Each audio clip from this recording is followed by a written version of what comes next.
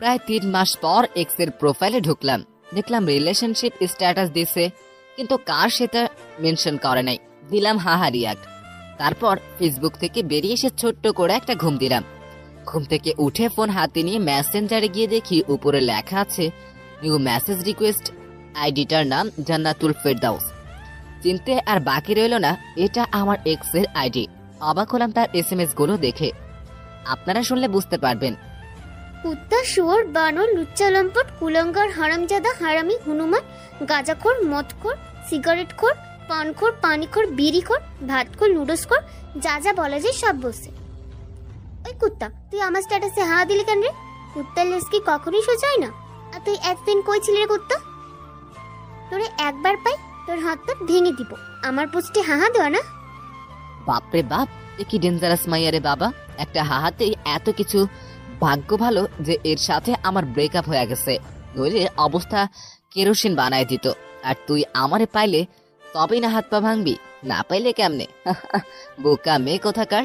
আমি এসএমএস দিলাম, কে আপনি আর এগুলা কি সব আবোল তাবোল কথা বলতেছেন? সঙ্গে সঙ্গে রিপ্লাই, কুত্তা, আমরা তুই এখনো চিনতে পারস নাই তাই না? 2 বছর প্রেম করে এখন বলছো আমি কে?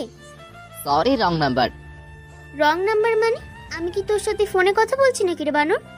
ওহ সরি, এত কিছু বলিস কেন? যা তুই block. You can not message or call them in this chat and you won't receive their message or calls. এখন কি যে ভালো লাগতেছে ভাই, আপনাদের বলে বোঝাতে পারবো না। আমার সাথে ব্রেকআপ করার পর একটা বারের জন্য খোঁজ নিস নাই, এখন আবার আমারে বলতেছে আমি ভাতখোর। জীবনে তো কিছু খাওয়াস নাই, আমার তাই সারা জীবন খেয়ে গেলি, নাকি 2টা বছর খেয়ে গেলি আর এখন আমাকে খোটা দিচ্ছিস আমি ভাতখোর। কথাগুলো ভাবতে ভাবতে ফোনটা বেজে উঠলো, নাম্বারটা অচেনা। ধরলাম, তারপর ওপাশ থেকে, ওই কুত্তা, তুই আমার ব্লক মারলি কেন? শিওর, তাড়াতাড়ি ব্লকটা উঠা বললাম, কথা আছে তোর সাথে। টুট টুট টুট দিলাম ফোনটা কেটে, আর নাম্বারটা দিলাম ব্লক লিস্টে। ওহ কি মজা রে মজা, টানা 2টা বছর জ্বালাইছিস। 3 মাস যাবত তো ভালোই ছিলাম, কি জন্য যে হাহা দিতে গেলাম ধুর, ভাল লাগে না। টানা 2 বছর জ্বলছি, আর জ্বলতে চাই না। আবারও ফোন আসলো, ধরলাম। প্লিজ ফোনটা কেটো না, তোমার সাথে আমার কথা। টুট টুট টুট আবারও কেটে দিলাম, তোর সাথে। তারপর, প্লিজ ফোনটা কেটো না, তোমার সাথে আমার কথা আছে। কাটবো, তুই কি করবি? তোর সাথে আমার কোনো কথা নাই। ওই তুই আমায় তুই করে বললি? হ্যাঁ বললাম, তুই কি করবি? কুত্তা, তোর সাহস তো কম না, আমারই তুই করে বলিস? তুই জানিস আমি কে? আইসে, তুই কে? আমি জানি না। তোর কথায় কি আছে আমি সব জানি, আর তুই কি আমি জানি না? কি বললি তুই কুত্তা? কি বলবো আবার? তোরে আমি জানি, তুই কে তাই বললাম। কুত্তা, তার আগে তুই কি বললি? আমার কোথায় কি আছে তুই সব জানোস? আরে ওটা তো কথার কথা বললাম, তোর কথায় কি আছে আমি কিভাবে বলবো? তুই কি জীবনে তোর হাতটা পর্যন্ত ধরতে দিছিস নাকি কুত্তি? তুই আমারে কুত্তি বললি? তুই জানিস আমার আম্মু জীবনে আমায় কুত্তি বলেনি। বানর, শুয়োর, কুত্তা, যা, তোর সাথে আবার ব্রেকআপ। জীবনে আমারে আর ফোন দিবি না, আমার পোস্টে আর হাহা দিবি না। তোর সাথে আবার রিলেশনে জড়াইতে চাইছিলাম, কিন্তু তোর ভাষার জন্য তার হলো না। হারামজাদের ভাষা কি, কুত্তা ফুট। টুট টুট টুট কথায় আছে না, ভূতের মুখে রাম নাম। এর হইছে তাই যে মাইয়া কুত্তা বানর শুয়োর লুচ্চা ছাড়া কথাই বলে না, সে নাকি আমার সামান্য কুত্তি বলার জন্য ব্রেকআপ করলো। ভাবা চায় বিষয়টা। যাই হোক, পরিচয়টা দিয়ে নেই। আমি আজিজ, এবার অনার্স 2য় বর্ষের ছাত্র। আর যার সাথে এতক্ষণ কথা বলছিলাম ও হলো জান্নাত, আমার গার্লফ্রেন্ড। গার্লফ্রেন্ড বললে এখন ভুল হবে, বলতে হবে এক্স গার্লফ্রেন্ড। এবার ইন্টার ফাইনাল ইয়ারে। আপনাদের সাথে কথা বলতে বলতে ফোনটা আবার বেজে উঠলো, মেজাজটা আবারও খারাপ হয়ে গেল। জান্নাত মনে করে নাম্বারটা না দেখেই ধরে বলতে শুরু করলাম, ওই কুত্তি, আবার ফোন দিলে কেন? তোর কি লজ্জা নাই? খুব তো বললি আর ফোন দিবি না, সেই তো ঘুরে ফিরে আবার আমার কাছেই ফোন দিলি। বেলজ্জা বিপর্দা বেহায়া মহিলা কথাকার। তুই আবল তাবল কথা বলিস বাবা, আমি তোর মা বলছি। তুই কি পাগল হয়ে গেলি নাকি রে? ফোনের দিকে তাকিয়ে দেখি, এ মা, এ তো দেখি সত্যি সত্যি আম্মুর নাম্বার। এখন কি বলবো আম্মুরে? আম্মু সরি, আম্মু ভুল হয়ে গেছে। ভুল মানে? তুই আমারে কুত্তি বেহায়া বেপর্দা বললি? আম্মু আমি সত্যি তোমারে বলতে চাই নাই। তো কারে বলতে চাইছিলি? দাঁড়াও, তোমার সব কিছু বুঝিয়ে বলতেছি। দাঁড়াইতে পারবো না, তুই বল। ওকে তাহলে শোনো। ও ঠিক আছে, বেশি চিন্তা করিস না, সব ঠিক হয়ে যাবে। তা কি জন্য ফোন দিয়েছিলে সেটা বলো। একটা খুশির খবর আছে বাবা, তুই বাড়িতে চলে আয়, তোর ভাইয়ের জন্য মেয়ে দেখতে যাব, 2-1 দিনের মধ্যেই চলে আয়। ওহ আম্মু, কি খবর দিলে গো, ভাইয়ার বিয়ে? আমি কালকে বিকেলের দিকে চলে আসতেছি খুশি হয়ে, কারণ ভাইয়ার বিয়ে হয়ে গেলেই আবার পথ পরিষ্কার। ওকে আয়, সাবধানে আসবি কিন্তু। ঠিক আছে আম্মি, বলে ফোনটা কেটে দিলাম। কাল আগে ভার্সিটি গিয়ে ছুটি নিয়ে আসতে হবে, তারপর বিকেলের দিকে সোজা বাড়িতে। কিন্তু জান্নাতের জন্য খুব খারাপ লাগতেছে। যদিও ব্রেকআপ করে থাকি তবুও তো ভালোবাসি মেয়েটাকে। অভিমানের বশে শুধু ব্রেকআপ করা। ব্রেকআপ করলেও তাও তো মেয়েটাকে একবার করে দেখতে পারি, কিন্তু বাড়িতে গেলে তাও দেখা হবে না। জান্নাতের সাথে আমার পরিচয় আমার বন্ধুর বোনের মাধ্যমে। সেদিন ছিল নাবিলার জন্মদিন, আমিও যাই সেদিন বুলবুলদের বাড়িতে। জান্নাতুলকে সেদিনই প্রথম দেখি, তারপর প্রপোজ, তারপর প্রেম, আর প্রেমের পর ব্রেকআপ। কি একটা জিনিস তাই না? ওকে প্রপোজটা আমি করেছিলাম আর ব্রেকআপটা করলো জান্নাত। পুরোনো দিনের কথাগুলো ভাবতে ভাবতে কখন যে ঘুমিয়ে পড়েছি মনেই নেই। সকালে ঘুম ভাঙলো ফজরের আজানের আওয়াজ শুনে। নামাজ পড়ে এসে সবকিছু গুছিয়ে নিলাম, তারপর খাওয়া দাওয়া করে ভার্সিটি গেলাম। ভার্সিটিতে পৌঁছাতেই, এই আজিজ, এদিকে আসো। এর নাম রিয়া, খুবই গা ঘেঁষা একটা মেয়ে। আমাকে নাকি তার খুবই পছন্দ, কিন্তু আমাকে আর জান্নাতকে যখন একসাথে দেখে তখন নাকি তার গা জ্বলে যায়। হ্যাঁ বলো, তবে যা বলবে একটু তাড়াতাড়ি বলবে, আজকে আমার বেশি সময় নেই। তোমার কবেই বা সময় থাকে গো সোনা? আমার কাছে একটু বসতে তোমার কি এমন সমস্যা হয় বলো তো? হাতটা ধরে আর এক হাতের নখ দাঁতে কামড় দিয়ে, এই হাত ছাড়ো বলছি। হাত ধরলে কেন আবার? না, ছাড়বো না। ওই সেমরি, যখন তোমার হাত ধরে থাকতো তখন কিছু বলো না, আর আমি ধরলেই দোষ, তাই না? আর তোমাদের তো এখন ব্রেকআপ হয়ে গেছে, হাত ধরলে কোনো সমস্যাই হবে না। কোনো মতে হাতটা ছাড়িয়ে, সেটাই তো গো সোনামণি, আমার গুলো তো রিয়া সোনা। তুমি তো এখন আমার হাতটা ধরে থাকবে, কিন্তু ওই যে বললাম আমার আজ একটু কাজ আছে, কাজটা সেরে এসেই আমার হাতটা তোমাকে দিয়ে দিব, কেমন রিয়া সোনা? এবার ছুটিটা নিয়ে আসি, তারপর তুই আমায় কেমনে পাস তা দেখা যাবে। মনে মনে কথাটা বললাম। রিয়া যেন খুশিতে অবাক, আমি যে ওর সাথে এত ভালোভাবে কথা বলবো বিশ্বাসই করতে পারে নাই। তুমি আমাকে সোনা বললে আজিজ? হ্যাঁ গে সোনা, আরো কত কি বলবো। আমি কাজটা সেরে আসি, তারপর না হয় সব হবে। ঠিক আছে, কিন্তু কোথায় যাবে? প্রিন্সিপালের রুমে। আচ্ছা, তুমি তাহলে যাও, আমি তোমার জন্য এখানে অপেক্ষায় থাকি। আরে না না, তোমার অপেক্ষা করতে হবে না, তুমি বরং ক্লাসে যাও, আমি কাজটা সেরেই আসতেছি। ঠিক আছে, তাড়াতাড়ি আসবে কিন্তু, আমি ক্লাসে গেলাম। হ, তুই তাড়াতাড়ি যা, আর আমি আগে ছুটিটা নিয়ে আসি, তারপর তুই আমারে কেমনে পাস তা দেখা যাবে। ওখান থেকে প্রিন্সিপালের রুমে আসলাম, তারপর সিটি নিয়ে দিলাম এক দৌড়ে হোস্টেলে, তারপর ব্যাগটা নিয়ে বাস স্টেশন। এদিকে রিয়া ভাবছে, স্যারের রুমে আজিজ এতক্ষণ কি করে একবার দেখে আসতে হয়, যেই ভাবা সেই কাজ। কিন্তু একই, স্যারের রুমে তো আজিজ নাই, একবার স্যারকে কি জিজ্ঞেস করতে হয়। আসতে পারি স্যার? জি আসো। আর তোমরা লেখাপড়া করো কেন বলতে পারো? আসতে পারি স্যার। এ কথাটা কি ইংরেজিতে বলা যায় না? Sorry sir. ইটস ওকে, আর সরি বলতে হবে না। কি জন্য এসেছো তাই বলো। স্যার, আজিজ কি আপনার এখানে আসছিল? আসছিলেন। ছেলেটা খুবই ভালো। স্যার জানি, কিন্তু কি জন্য এসেছিল স্যার? ছুটি নেবার জন্য। এ? হ্যাঁ। এদিকে টিকিট কেটে বাসে উঠে বসে আছি, হেডফোন কানে নিয়ে বসে আছি বাসের মধ্যে। হঠাৎ চোখ গেল বাসের দরজার দিকে। একটা মেয়ে, মাশাআল্লাহ, দেখতে একদম দুধে আলতা। মেয়েটি দেখে আমার সিটের দিকে এগিয়ে আসছে, আর আমি অপলক দৃষ্টিতে তার দিকে তাকিয়ে রয়েছি। আমার সামনে দাঁড়িয়ে মেয়েটি বলল, ভাইয়া, জানালার পাশে সিটটা আমার, যদি একটু এই পাশে আসতেন। ও হ্যাঁ, সরি আপু, আসুন বসুন। আরে সরি বলছেন কেন, ঠিক আছে। ধন্যবাদ। আচ্ছা, আপনি কোথায় যাবেন আপু? সিরাজগঞ্জ। আপনি? আরে আমিও তো সিরাজগঞ্জে যাচ্ছি। বাহ, ভালোই হলো, গল্প করতে করতে যাওয়া যাবে। তা আপনি সিরাজগঞ্জের কোথায় যাবেন? উল্লাপাড়া। আপনি সিরাজগঞ্জেই? ও, আপনার নামটা কিন্তু জানা হলো না আপু। আমি সামিরা, অনার্স 3য় বর্ষের ছাত্রী। আপনি? আমিও অনার্স 2য় বর্ষে।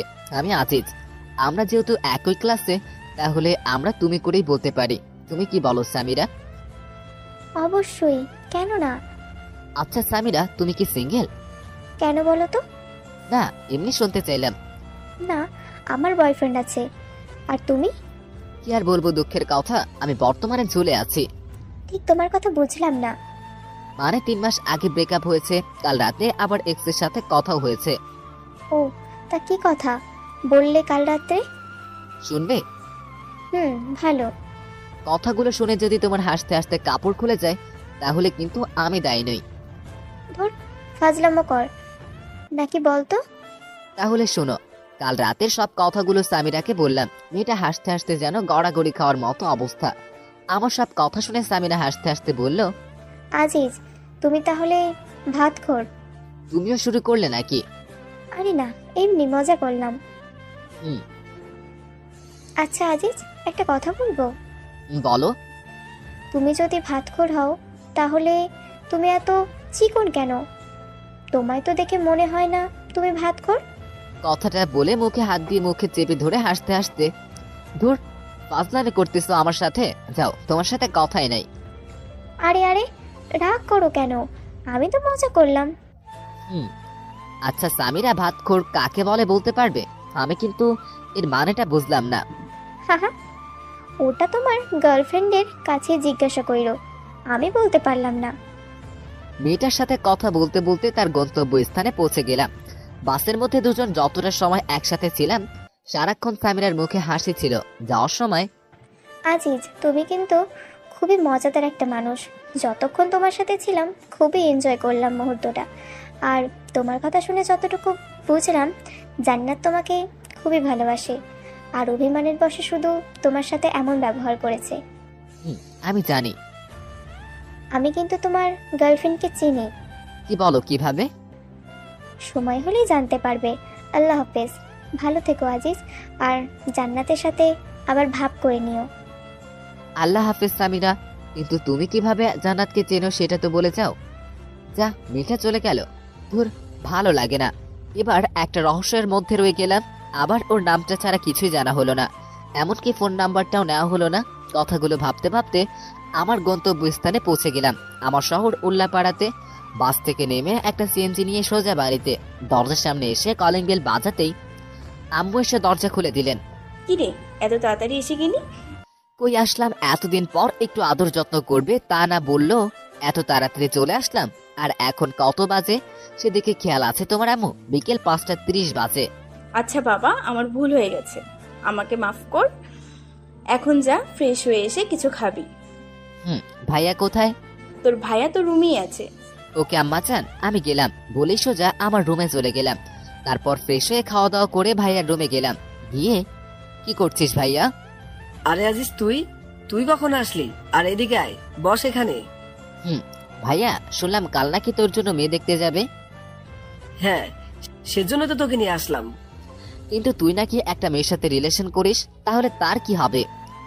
আরে বোকা, তার আবার কি হবে? ওর সাথে তো বিয়েই ঠিক হলো, আবার পছন্দের মানুষের সাথে। ভাইয়া, তোর সাথে তো তোর ভালোবাসার মানুষটার বিয়ে হচ্ছে, কিন্তু আমার যে কি হবে আল্লাহই ভালো জানে। কিরে, এত কি ভাবছিস? কই কিছু না তো। তা তোর জান্নাতুলের কি খবর? এখনো কি তোর বাড়িতে আনস নাই নাকি? ধুর, তুই যে কি বলিস না ভাইয়া। মেয়েটা কিন্তু খুব ভালো। হয়, তোরে কইছে মেয়েটা ভালো, তুই কি ওরে দেখছিস নাকি? দেখি নাই, তবে কথা বলছি। তুই থাক তোর কথা নিয়ে, আমি গেলাম এখন ঘুমাবো। আবার ডাকতে যাস না যেন। কাল কখন যাবি ভাবিকে দেখতে তাই বল। সকাল 10টার দিকে। ওকে বাই বলেই আমার রুমে চলে আসলাম। সারাদিন অনেক ধকল গেছে, এখন একটু ঘুমাই।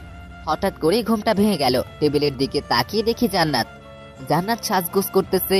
আমি তো দেখি অবাক। ঠোঁটে হালকা লিপস্টিক, চুলগুলো খোপা করা, পরনে একটা কালো শাড়ি। আমি দেখে যেন মুগ্ধ হয়ে ওর দিকে তাকিয়ে আছে। আমার তাকিয়ে থাকা দেখে জান্নাত বলল, কি দেখো অমন করে? তোমাকে একদম পরীর মতো লাগছে। যা দুষ্টু, ওইভাবে কেউ বলে? আমার বুঝি লজ্জা করে না? আমার কাছে আবার কিসের লজ্জা শোনা? আসো, কাছে আসো, আজ তোমার সব লিপস্টিক খাবো। বলে হাত ধরে এক টানে বুকে নিয়ে আসলাম। এই কি করো? দেখো কি করি। বলেই জান্নাতের ঠোঁটে আমার ঠোঁটে চোখ বুজিয়ে ডুবিয়ে দিলাম। কিছুক্ষণ পর, এ কি জান্নাত, তোমার ঠোঁট ভালো ভালো লাগে কেন? কি হলো, কথা বলো না কেন? জান্নাত, তোমার লিপস্টিক পানি পানি লাগে কেন? চোখ খুলে তাকিয়ে দেখি জান্নাত নেই, আর আমার সামনে রয়েছে দেওয়াল। আর ওটা লিপস্টিক না, আমার ঠোঁট কেটে রক্ত বের হচ্ছে। রক্ত দেখে দিলাম এক চিল্লানি। এক চিল্লানিতে পুরো বাড়ি আমার রুমের মধ্যে। কিরে, কি হয়েছে? এত জোরে চিল্লাছিস কেন? এ কি, তোর ঠোঁট কাটলো কেমনে? কি রে, এতখানি কাটলো কিভাবে? সত্যি করে বলো তো, কিভাবে কাটলো? খাটে থেকে পড়ে গেছিস নাকি? এখন এদের আমি কি বলবো? যদি বলি স্বপ্নের মধ্যে জান্নাতকে চুমু দিতে গিয়ে দেওয়ালের সাথে ঠোঁট ঘষেছি, তাহলে তো মান ইজ্জত সব যাবে। আসলে ভাইয়া, আম্মু আব্বু, আমি খাট থেকে পড়ে গিয়েছিলাম। তোমরা তো জানোই আমার ঘুমের মধ্যে এপাশ ওপার করার সবার আছে।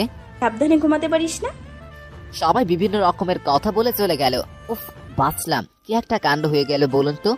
এই জান্নাত কি ঠিক মতো ঘুমাইতেও দেবে না? স্বপ্নের মধ্যেও কত সুন্দর একটা ব্যবহার করলো, কিন্তু সামনাসামনি ওরে বাবা, একদম পেতনি। জান্নাত সবার সাথেই ভালো ব্যবহার করে, শুধু আমার বেলায় এমনটা করে কেন বুঝি না।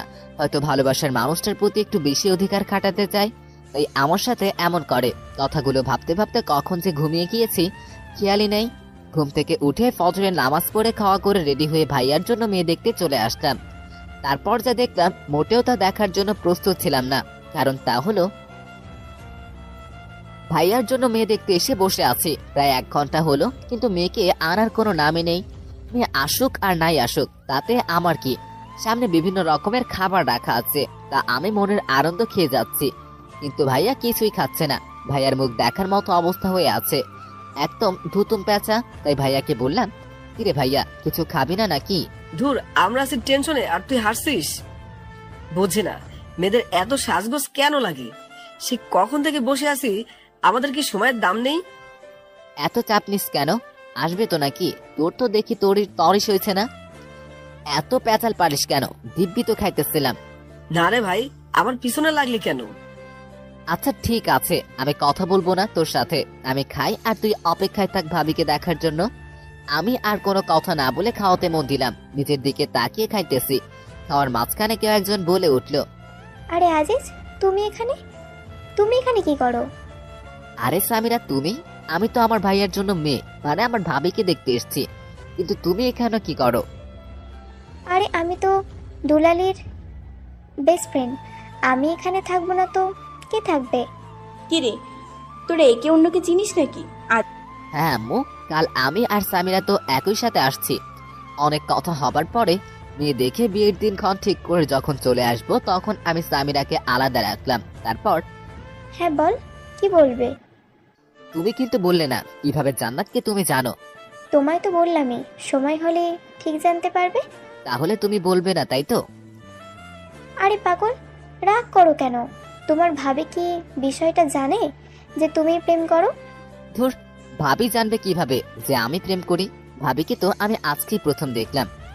তার মানে তুমি এর আগে তোমার ভাবিকে কখনোই দেখো নাই? দেখেছি, তবে ভাইয়ার ফোনে, সামনাসামনি আজই প্রথম। ও বেশ ভালো, তবে আমার মনে হয় বেচারির চাপটা একটু বেশি পড়ে যাবে, কারণ এখন তার বিয়ে হবে, আবার কিছুদিনের মধ্যেই তোমার বিয়ে হবে, আর তোমার বিয়ের কাজ মেয়েটাকে একা হাতে সামলাতে হবে। ধুর সামিরা, তুমি যে কি বলো না। লজ্জা পেলে বুঝি? আরে না, লজ্জা পাবো কেন? আমাদের কথার মাঝেই ভাইয়ার ডাক পড়লো। কিরে, আসবি নাকি? এখান থেকে যাবি? না, আসি, দাঁড়াও। আচ্ছা সামিরা, তাহলে আমি আসি, আবার বিয়ের দিন কথা হবে। আল্লাহ হাফেজ। সাবধানে যাবে। আল্লাহ হাফেজ। সামিরার কাছ থেকে আসার পর, আচ্ছা ভাই, বলতো মেয়ে তোর জন্য দেখতে এসেছে নাকি আমার জন্য দেখতে এসেছিস? হঠাৎ এমন কথা কেন বলছিস ভাইয়া? ঠিক বুঝতে পারলাম না। না, যা ভাবছস দেখছি তাই মনে হলো নাকি? তা মেয়েটাকে কি করে তোর পছন্দ হলো? ধুর ভাইয়া, তুই না একটু বেশি বুঝিস, বুঝলি? সামিরা আমার ফ্রেন্ড আর ওর বয়ফ্রেন্ড আছে। ও, কথা বলতে বলতে বাড়িতে চলে আসলাম। বুলবুলকে একবার ফোন দিতে হবে দাওয়াত দেবার জন্য, আর নাবিলার সাথেও কথা বলতে হবে। ফোন দেবার পর, হ্যাঁ ভাই বল, আর কেমন আছিস? আলহামদুলিল্লাহ ভালো আছি রে দোস্ত, তুই কেমন আছিস? আলহামদুলিল্লাহ ভালোই। শোন, আগামী 10-11 তারিখ তো ভাইয়ের বিয়ে ঠিক হয়ে গেল। তুই আর নাবিলা আসবি, কিন্তু তোরা বরং 7-8 তারিখেই চলে আয়, অনেক কাজও করতে হবে। দোস্ত, সে না হয় বুঝলাম, কিন্তু নাবিলা তো মনে হয় যাইতে পারবে না, কারণ 9 তারিখ থেকে ওর পরীক্ষা শুরু হবে। ও, তার মানে তো জান্নাত আসতে পারবে না। আচ্ছা দোস্ত, তাহলে তুই চলে আয়, এখন রাগি। দেখতে দেখতে ভাইয়া বিয়ের দিন চলে আসলো। বাড়ি ভর্তি মানুষ, সবাই যার যার মতো আনন্দ করছে। আমিও বন্ধুদের সাথে আনন্দ করছি, কিন্তু আনন্দের মাঝেও কিছু একটা যেন ফাঁকা ফাঁকা মনে হচ্ছে। আর সেই কিছু একটা হলো জান্নাত। হঠাৎ আমার সামনে সামিরা এসে হাজির, কিন্তু সে একা না, একটা ছেলের হাত ধরে আছে। আমাকে দেখেই ও বলল, হাই আজিজ, কেমন আছো?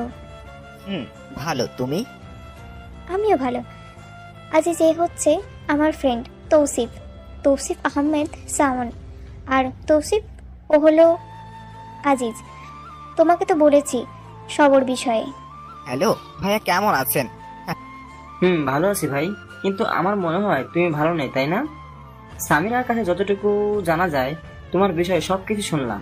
তুমি তো সেই বিখ্যাত সবখোর। ভাইয়া, সবই কপাল। তা তোমার তাকে তো দেখতে পাচ্ছি না। ভাই আসে নাই নাকি?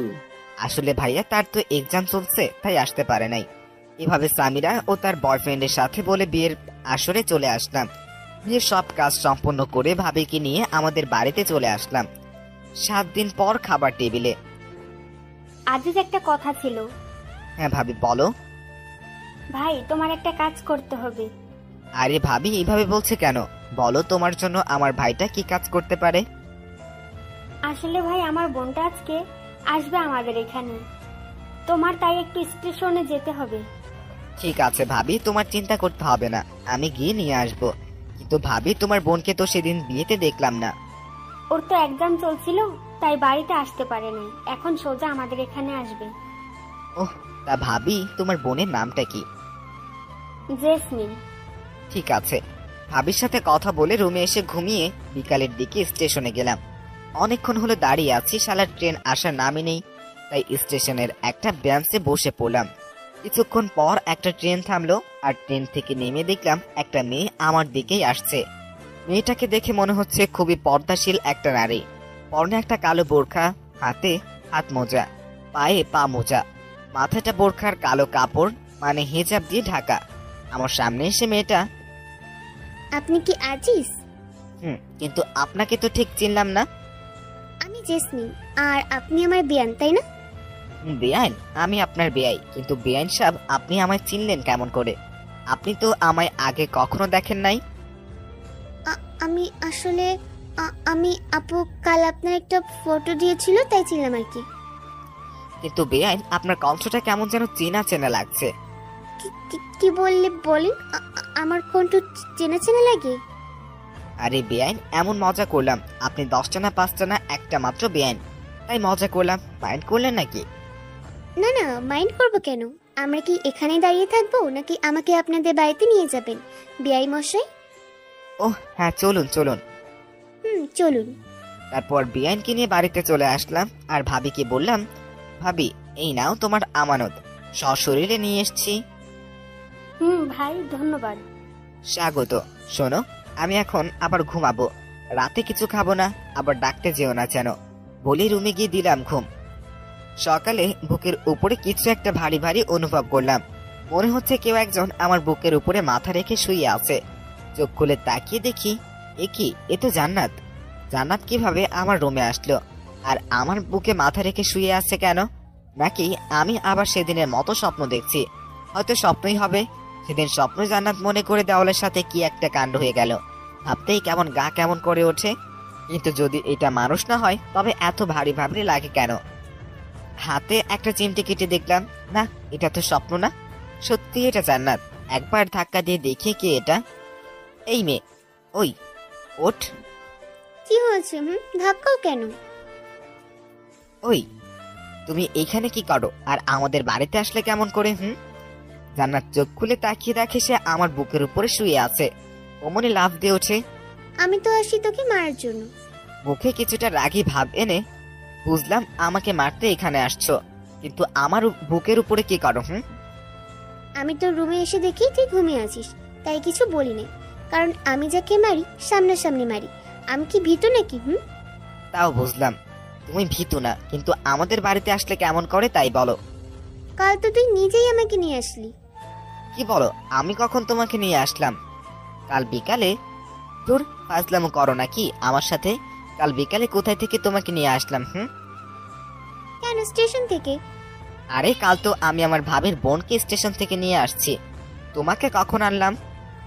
তোর ভাবির বোনই আমি। কিন্তু ভাবি যে বললো তার বোনের নাম জেসমিন। তো কি হয়েছে? তোমার নাম তো জান্নাত, জান্নাতুল ফেরদৌস। জেসমিন আমার ডাক নাম, ওই নামে শুধু আপুই ডাকে। তার মানে এক্স গার্লফ্রেন্ড এখন আমার বেআইন? ওই কুত্তা, তুই যে আমার এক্স ছিলি বা তোর সাথে যে আমার কোনো সম্পর্ক ছিল, এটা যেন আপু না জানতে পারে। শুধু আপু না, কেউ যেন জানতে না পারে। হয়, আমার তো আর খেয়ে দিয়ে কাজ নাই যে তোর মতো একটা পেতনি আমার গার্লফ্রেন্ড ছিল এটা সবাইকে বলে বেড়াবো। কুত্তা, তুই আমায় কি বললি? আমি পেতনি? ভুল কিছু তো বলি নাই। দাঁড়া কুত্তা, আজ তোর একদিন কি আমার একদিন। বলতেই জান্নাত কিছু একটা খুঁজতে লাগলো আর রুমের এক কোণ থেকে একটা ফুল ঝাড়ু পেল। ওইটা হাতে নিয়ে আমার দিকে তেড়ে আসলো মারবার জন্য। যে বাড়ি মারবে অমনি ভাবির ডাক, জান্নাত, এ জান্নাতুল কই গেলি? তখন আমি চিল্লিয়ে বললাম, ভাবি বিআই সাহেব আমার রুমে। জান্নাত অমনি ফাল ঝাড়ুটা ফেলে দিল। কি রে, এখানে কি করছিস? ভাবি, বেআইনের সাথে একটু মজা করছিলাম, তাই না বেআইন? আপু, আমার বিয়েটা না খুব মজার। আচ্ছা বুঝলাম, এখন চল। ঘুম থেকে উঠে তো ফ্রেশও হোস নাই। আগে ফ্রেশ হয়ে খাবার করে নে, তারপর দুজনে গল্প করিস। এখন আয়। আর মহারাজ, আপনিও ফ্রেশ হয়ে নিচে খেতে আসুন। বলেই ভাবি জান্নাতকে নিয়ে চলে গেল। আর জান্নাত ওদিকে মনে মনে বলছে, আমাকে পেতনি বলা তাই না? এখন যদি আপু না আসতো তবে শয়তানটার হাড় গোড় ভেঙে ফেলতাম। কিন্তু শয়তানটা কি বোঝেন না যে এই পেতনিটা ওকে কতটা ভালোবাসে। আর এদিকে আমি, উফ, এখনই কি যে একটা কাণ্ড হয়ে যেত। ভাবি যদি না আসতো তবে আর আমি আস্ত থাকতাম না। ধন্যবাদ ভাবি। কিন্তু ভাই, এক্স গার্লফ্রেন্ড যখন বেআইন হয় তখন যে এতটা ঝামেলা হয় তা জানা ছিল না। বলেই ফ্রেশ হতে চলে গেলাম। ফ্রেশ হয়ে বের হতেই ফোনটা বেজে উঠলো। ফোনের স্ক্রিনের দিকে তাকিয়ে দেখি এ তো নাদিয়ার নাম্বার।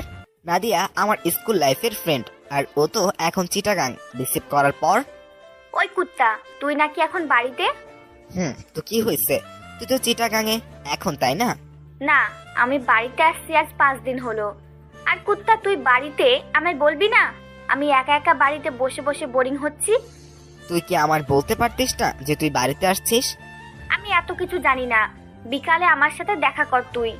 আচ্ছা, তুই স্কুলের মাঠে চলে আয় বিকালে, আমিও আসছি। ওকে, এখন রাখি, বিকালে কথা হবে। বুঝি না মেয়েরা এত কথায় কথায় কুত্তা বলে কেন। নাদিয়ার সাথে কথা বলে খাবার টেবিলে চলে আসলাম। খাবার মধ্যে আম্মু বললেন, কি আজিজ, জি আম্মু। বিকেলে জান্নাতকে নিয়ে একটু বেরিয়ে নিয়ে আসিস। মেয়েটা আসছে থেকে একা একা ঘরে বসে আছে। কিন্তু আম্মু আজ তো। আমি কোনো কথা শুনতে চাই না, যা বললাম তাই যেন হয়। ঠিক আছে, ওনাকে রেডি থাকতে বললো। কথাটা বলে জান্নাতের দিকে তাকালাম। দেখলাম মেয়েটা অনেক খুশি। বিকালে বাইক নিয়ে বাইরে জান্নাতের জন্য অপেক্ষা করছি, কিন্তু মহারানীর আসার খবর নাই। কিছুক্ষণ পর একটা সাজের পরি যেন নেমে আসলো আমার সামনে। এটা জান্নাত। সাজের আর বর্ণনা দিলাম না, কারণ আপনারাও প্রেমে পড়ে যেতে পারেন। জান্নাত বাড়ি আছে দেখে আমি বললাম, কি হলো, উঠবেন না নাকি? নাকি আমি একাই চলে যাব? না না, দাঁড়াও, আমিও যাব। তাহলে উঠুন। আচ্ছা আজিজ, দেখো আমায় কেমন দেখা যাচ্ছে? ভালো। জান্নাত হয়তো শুধু এইটুকু আশা করে নাই আমার থেকে। ও ভেবেছে আরো অনেক কিছু বলবো, কিন্তু পেতনিটা জানে না যে তাকে কতটা সুন্দর লাগছে। ও। তারপর দুজনে স্কুলের মাঠে চলে আসলাম। দেখি নাদিয়া আগে থেকে বসে আছে। নাদিয়া আমাকে দেখে আমার কাছে চলে আসলো। এতক্ষণে আসার সময় হলো তোর? আমি সেই কখন থেকে বসে আছি। আর এই মেয়েটা কে রে দোস্ত? জান্নাতকে দেখে, দোস্ত ওর নাম জান্নাত, আমার বেআইন। ও, কিন্তু তোর সাথে যে আমার কিছু কথা আছে। তো বল কি কথা? না, এখানে না, তুই এই দিকে আয়। আর আপু, তুমি একটু এখানে বসে থাকো, আমরা আসছি। বলেই নাদিয়া আমার হাত ধরে টানতে টানতে নিয়ে ফাঁকা জায়গায় চলে এলো। আর এদিকে জান্নাত ভাবছে, এ কি গায়ে পড়া মেয়ে রে বাবা। এই ছেমড়ি তো রিয়া আপুর থেকেও বেশি গায়ে পড়া মেয়ে। আর কি এমন কথা যা আমার সামনে বলা গেল না? না, এই মেয়েটাকে আমার সুবিধার মনে হচ্ছে না। ধুর, ভাল লাগে না। আর এদিকে নাদিয়ার সাথে প্রায় 10 মিনিটের মতো কথা বলে জান্নাতের কাছে আসলাম। কি কথা হলো তা না হয় পর একদিন শুনবেন, এখন থাক। এসে দেখি মেয়েটা আনমনে কি যেন ভাবছে। তারপর নাদিয়া চলে গেল আর আমি জান্নাতকে নিয়ে পুরো গ্রাম ঘুরলাম। আমার সাথে ঘুরতে পেরে জান্নাত অনেক খুশি। একটা কথা বলবো? বলো। পেতনিটাকে? কোন পেতনি? লুচ্চা, বোঝো না? না কোন পেতনি? বানর, কুত্তা, এতক্ষণ যার সাথে কথা বলে আসলি সেই পেতনি। ওহ, ওর নাম তো নাদিয়া, আমার স্কুল লাইফের ফ্রেন্ড। বুঝলাম। এখন চল বাড়িতে যাব। তারপর জান্নাতকে নিয়ে বাড়িতে চলে আসলাম। রাত 9টা। সাদে নাদিয়ার সাথে ফোনে কথা বলতেছি, তখনই খেয়াল করলাম কেউ একজন সাদে এসছে। পিছনে তাকিয়ে দেখি জান্নাত। তাই নাদিয়াকে বললাম, দোস্ত তোর সাথে পরে কথা বলি। কার সাথে কথা বলছিলি? নাদিয়ার সাথে। কেন বলো তো? আর যেন ওই পেতনিটার সাথে কথা বলতে না দেখি। কেন কথা বলবো না? আর বললেই কি করবে? একদম গলায় টিপে দিব। কি? জি। কিন্তু কেন? আমি তোমার কে হয়েছে? আর কিছুই বলতে পারলাম না, তার আগেই আমার ঠোঁটে জান্নাতের ঠোঁট ডুবিয়ে দিল। কতক্ষণ ছিল ঠিক বলতে পারবো না। ছাড়ার পর, ক্রাশ, আই লাভ ইউ। আর একদিনে পেতনিটার সাথে কথা বলে দে, কি করি তোর? বলেই দৌড়ে চলে গেল। বুঝলাম না কিছুই। জান্নাতি আমার সাথে ব্রেকআপ করলো আর এখন ও নিজেই বলছে আই লাভ ইউ। হুট করে জান্নাত তার ঠোঁট দুটো আমার ঠোঁটের মধ্যে মিলিয়ে দিল। কতক্ষণ যে দুজনের ঠোঁট একত্রে ছিল তা বলতে পারা মুশকিলই বটে। ছাদে থেকে রুমে এসে শুয়ে থেকে ভাবছি কি থেকে কি হয়ে গেল, আর মুসকে মুসকে হাসছি। যে মেয়েটা গত 2 বছর আমাদের রিলেশন চলাকালীন নিজে থেকে আমার হাতটা পর্যন্ত ধরেছে কিনা মনে নেই, আর আজ সেই মেয়েটাই চুমু দিয়ে দিল। ভাবা যায়? অবশ্য আমার বিষয়টা খারাপ লাগে নাই, ভালোই তো লাগলো। কথাগুলো ভাবতে ভাবতে ভাবি এসে ডেকে গেলেন খাবার জন্য। আমিও ফ্রেশ হয়ে নিচে খেতে চলে এলাম। সবাই যার মতো বসে খাবার জন্য। জান্নাতও আছে। আমার দিকে তাকিয়ে মুস্কি মুস্কি হাসছে। আমি সেদিকে খেয়াল না দিয়ে খাওয়ার জন্য বসে পড়লাম। জান্নাত খাওয়ার থেকে আমার দিকে বেশি আর চোখে তাকাচ্ছে। তাই আমি বললাম, কি বেয়ান সাহেব, খাচ্ছেন না কেন? খান খান, লজ্জা পাবার কিছু নেই, নিজের বাড়ি মনে করে খেতে পারেন। কি ভাবি, আমি ঠিক বলছি না? জান্নাত আমার দিকে এবার রাগী চোখে তাকালো। ঠিকই তো বলছিস। কি রে জান্নাত, খাচ্ছিস না কেন? এই তো খাইতেছি তো আপু। আর বিআই মশাই, লজ্জা পাবো কেন? এটা তো আমার নিজের বাড়ি মনে করি, আর এটা তো আমারও বাড়ি, তাই না? আজ বিআইন ডাকছো, কাল যদি তোমায় বউ না ডাকাতে পারি তবে আমার নামও জান্নাত না, বলে রাখলাম। তোরা খাবার সময় কি শুরু করলি? আর ছোট আব্বাজান? আম্মু মাঝে মাঝেই আমাকে ছোট আব্বাজান বলে ডাকে। জি আম্মু, বলো। তোমার খালাম্মা আজ ফোন দিয়েছিল, তোমাকে যাইতে বলছে। কিন্তু আম্মু, আমি এখন কিভাবে যাব? কেন বাবা, কেন যেতে পারবা না? আমি তো তোমার ফোন টেপার ঘুরে বেড়ানো ছাড়া আর কোনো কাজই দেখি না, তাহলে কেন যাইতে পারবি না? উপায় নাই, এখন যেতেই হবে। ঠিক আছে, কবে যেতে হবে? কাল সকাল সকাল বেরিয়ে পড়বি, আর 4-5 দিন থেকে তারপর বাড়িতে আসবি। তোর খালামণির কাছ থেকে আবার যেন শুনতে না হয় তুই বাড়ি আসার জন্য তার কাছে বায়না করেছিস। ঠিক আছে, 4-5 দিন থেকে তারপর বাড়িতে আসবো। এবার খুশি? খুশি। জান্নাত মা, তুমি তাহলে সকাল সকাল রেডি হয়ে থেকো মা। মা, ঠিক আছে। বুঝলাম না আম্মু জান্নাত রেডি থাইকা কি করবে? আর ওই আপনি আমার আম্মুরে মা ডাকছেন কেন? জান্নাতও তোর সাথে যাবে? আমি মা বলে ডাকবো, তাতে আপনার কি? মা তো আজ নয় কাল থেকে ডাকতেই হবে। আমি না হয় এখন থেকে ডাকা শুরু করলাম। আমার বোকা পাটটা বুঝেও না।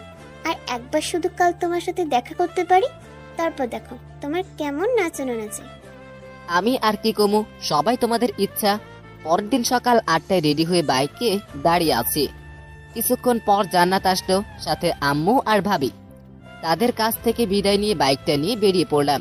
গাড়ির আপন গতিতে গাড়ি চলছে, কিন্তু আমাদের কারোর মুখে কোনো কথা নেই। নীরবতা ভেঙে জান্নাত বলল, কি হলো, কথা বলছো না কেন? কি বলবো? কেন, আমার সাথে বলার তোমার কোনো কথা নেই? আছে তো অনেক, কিন্তু কিছুই মনে পড়ছে না। ফাজলামো করো নাকি? তোর ফাজলামো করতে যাব কেন, যা সত্যি তাই বললাম।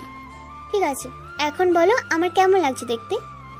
একদম পেতনির মতো, মজা করে। দেখতে তো মাশাআল্লাহ পুরীর মতো সুন্দর। কি বললি কুত্তা? আউশ, মারলে কেন? যা সত্যি তাই তো বললাম। আমায় পেতনির মতো দেখতে, তাই না? গাড়ি থামা, গাড়ি থামা বলছি। কেন? যা বললাম তাই কর।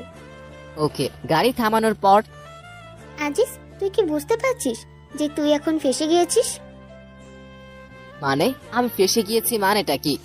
মানে হচ্ছে এখন যদি আমি চেঁচামেচি করে লোক জড়ো করি আর তাদের বলি তুই আমাকে ভুলিয়ে ভালিয়ে এইসব করার জন্য এখানে নিয়ে আসিস, তাহলে তোর কি অবস্থা হবে ভাবতে পারছিস? কিন্তু আমি তো তোমায় ওইসব করার জন্য আনি নাই। সেটা তো আমি আর তুমি জানি, শোনো, এরা তো জানে না। তাহলে আমি এখন পালাবো। পালাও, তবে বাড়িতে আম্মু আর আপুকে কি বলবে? তার মানে? তার মানে তুমি এখন মাইন্ড কাচ্ছি পাই। হ্যাঁ না হ্যাঁ। তুমি এখন কি করতে চাচ্ছ? বেশি কিছু না, শুধু আমি যা যা বলবো তোমায় তাই করতে হবে। কি করতে হবে? আমরা যখন তোমার খালামুনির বাসায় যাব তখন তো তিনি জানতে চাইবেন আমি তোমার কি হই, তাই না? তখন তুমি কি বলবে? আমি তোমার কি হই? কেন বলবো বেআইন? ধুর বোকা, এটা বলতে যাবে কেন? তাহলে কি বলবো? তুমি আমার এক্স গার্লফ্রেন্ড এটা বলবো? ধুর বোকা, এটা বলতে যাবে কেন? তাহলে কি বলবো সেটা তো বলো, এত পেঁচাও কেন? খালামুনিকে বলবে আমি তোমার একমাত্র দুষ্টু মিষ্টি আদরের বউ। মানে কি? তুমি তো আমার বউ না। সেটাও শুধু তুমি আর আমি জানি, খালামুনি তো জানে না, তাই না? নেহি কাভি নেহি, আমি এটা বলতে পারবো না। বলতে পারবি না, তাই না? লোকজন ডাকবো নাকি? না। তাহলে আমি এখন থেকে তোর কে? বউ? জোরে বল, শুনতে পাই নাই। বললাম তো বউ। এভাবে না, বল যে তুমি আমার একমাত্র বউ, নাইলে ডাকবো নাকি? না না বলছি না। বল। তুমি আমার একমাত্র আদরের বউ। এই তো আমার সোনাপর, আমার জানুটা, আমার গুলু গুলু বাবুটা। চলো, গাড়ি চলছে তো চলছে, আর আমি শুধু ভাবছি কি যে হতে চলেছে। আমার খালাম্মা তো একদম সহজ সরল একজন মানুষ। জান্নাতের মতলবটা আমি কিছুতেই বুঝতে পারলাম না। বাইকের আয়নাতে দেখতে পেলাম জান্নাত মুস্কি মুস্কি হাসছে, এ যেন তার বিজয়ের হাসি। সারা রাস্তা আর একটা কথাও হয় নাই দুজনের। গাড়ি এসে থামলো খালামণিদের বাড়ির সামনে। তারপর কলিং বেল দেবার আগে জান্নাত, মনে আছে তো আমি এখন তোমার কে? বউ, একমাত্র আদরের বউ। আমি সোনা বট্টা, তোরে দিলাম চুম্মা। তারপর কলিং বেলটা দিলাম। কিছুক্ষণ পরে খালামণি এসে দরজাটা খুলে দিলেন, তারপর আমাকে জড়িয়ে ধরলেন। তারপর খালা জান্নাতের দিকে তাকিয়ে বললেন, কেমন আছিস তোরা? আলহামদুলিল্লাহ ভালো খালাম্মা, তুমি কেমন আছো? আলহামদুলিল্লাহ, আমিও ভালো আছি। ও নিশ্চয়ই আমাদের বৌমার বোন, তাই না? জি খালাম্মা, তাছাড়াও আমার একটা পরিচয় আছে। কি গো, বললে না কেন বলো? আরো একটা পরিচয় মানে সেটা কি? না মানে খালাম্মা, জান্নাত জান্নাত আমার বউ। কি, তোমরা বিয়ে করে নিলে আর আমাকে জানালে না? খালামণি, আমরা যে বিয়ে করেছি এটা কেউ জানে না, এমনকি আমাদের এখনো বাসরটাও হয় নাই। কত শখ ছিল আমার বরটার সাথে বাসর করব, তা এখনো হয়ে ওঠেনি। কান্না ভেজা কাঁদছে মাইয়ার বলে কি? এখানে আবার বাসর কই থেকে আসলো? কি করতে চাচ্ছে জান্নাত আমি তো কিছুই বুঝতে পারছি না। প্রথমে বিয়ে না করেই আমার বউ হয়ে গেল, আর এখন বলছে বাসরের কথা। আল্লাহ রক্ষা করুন আমাকে, কোথায় যে ফেসে যাচ্ছি নিজেও তো বুঝতে পারছি না।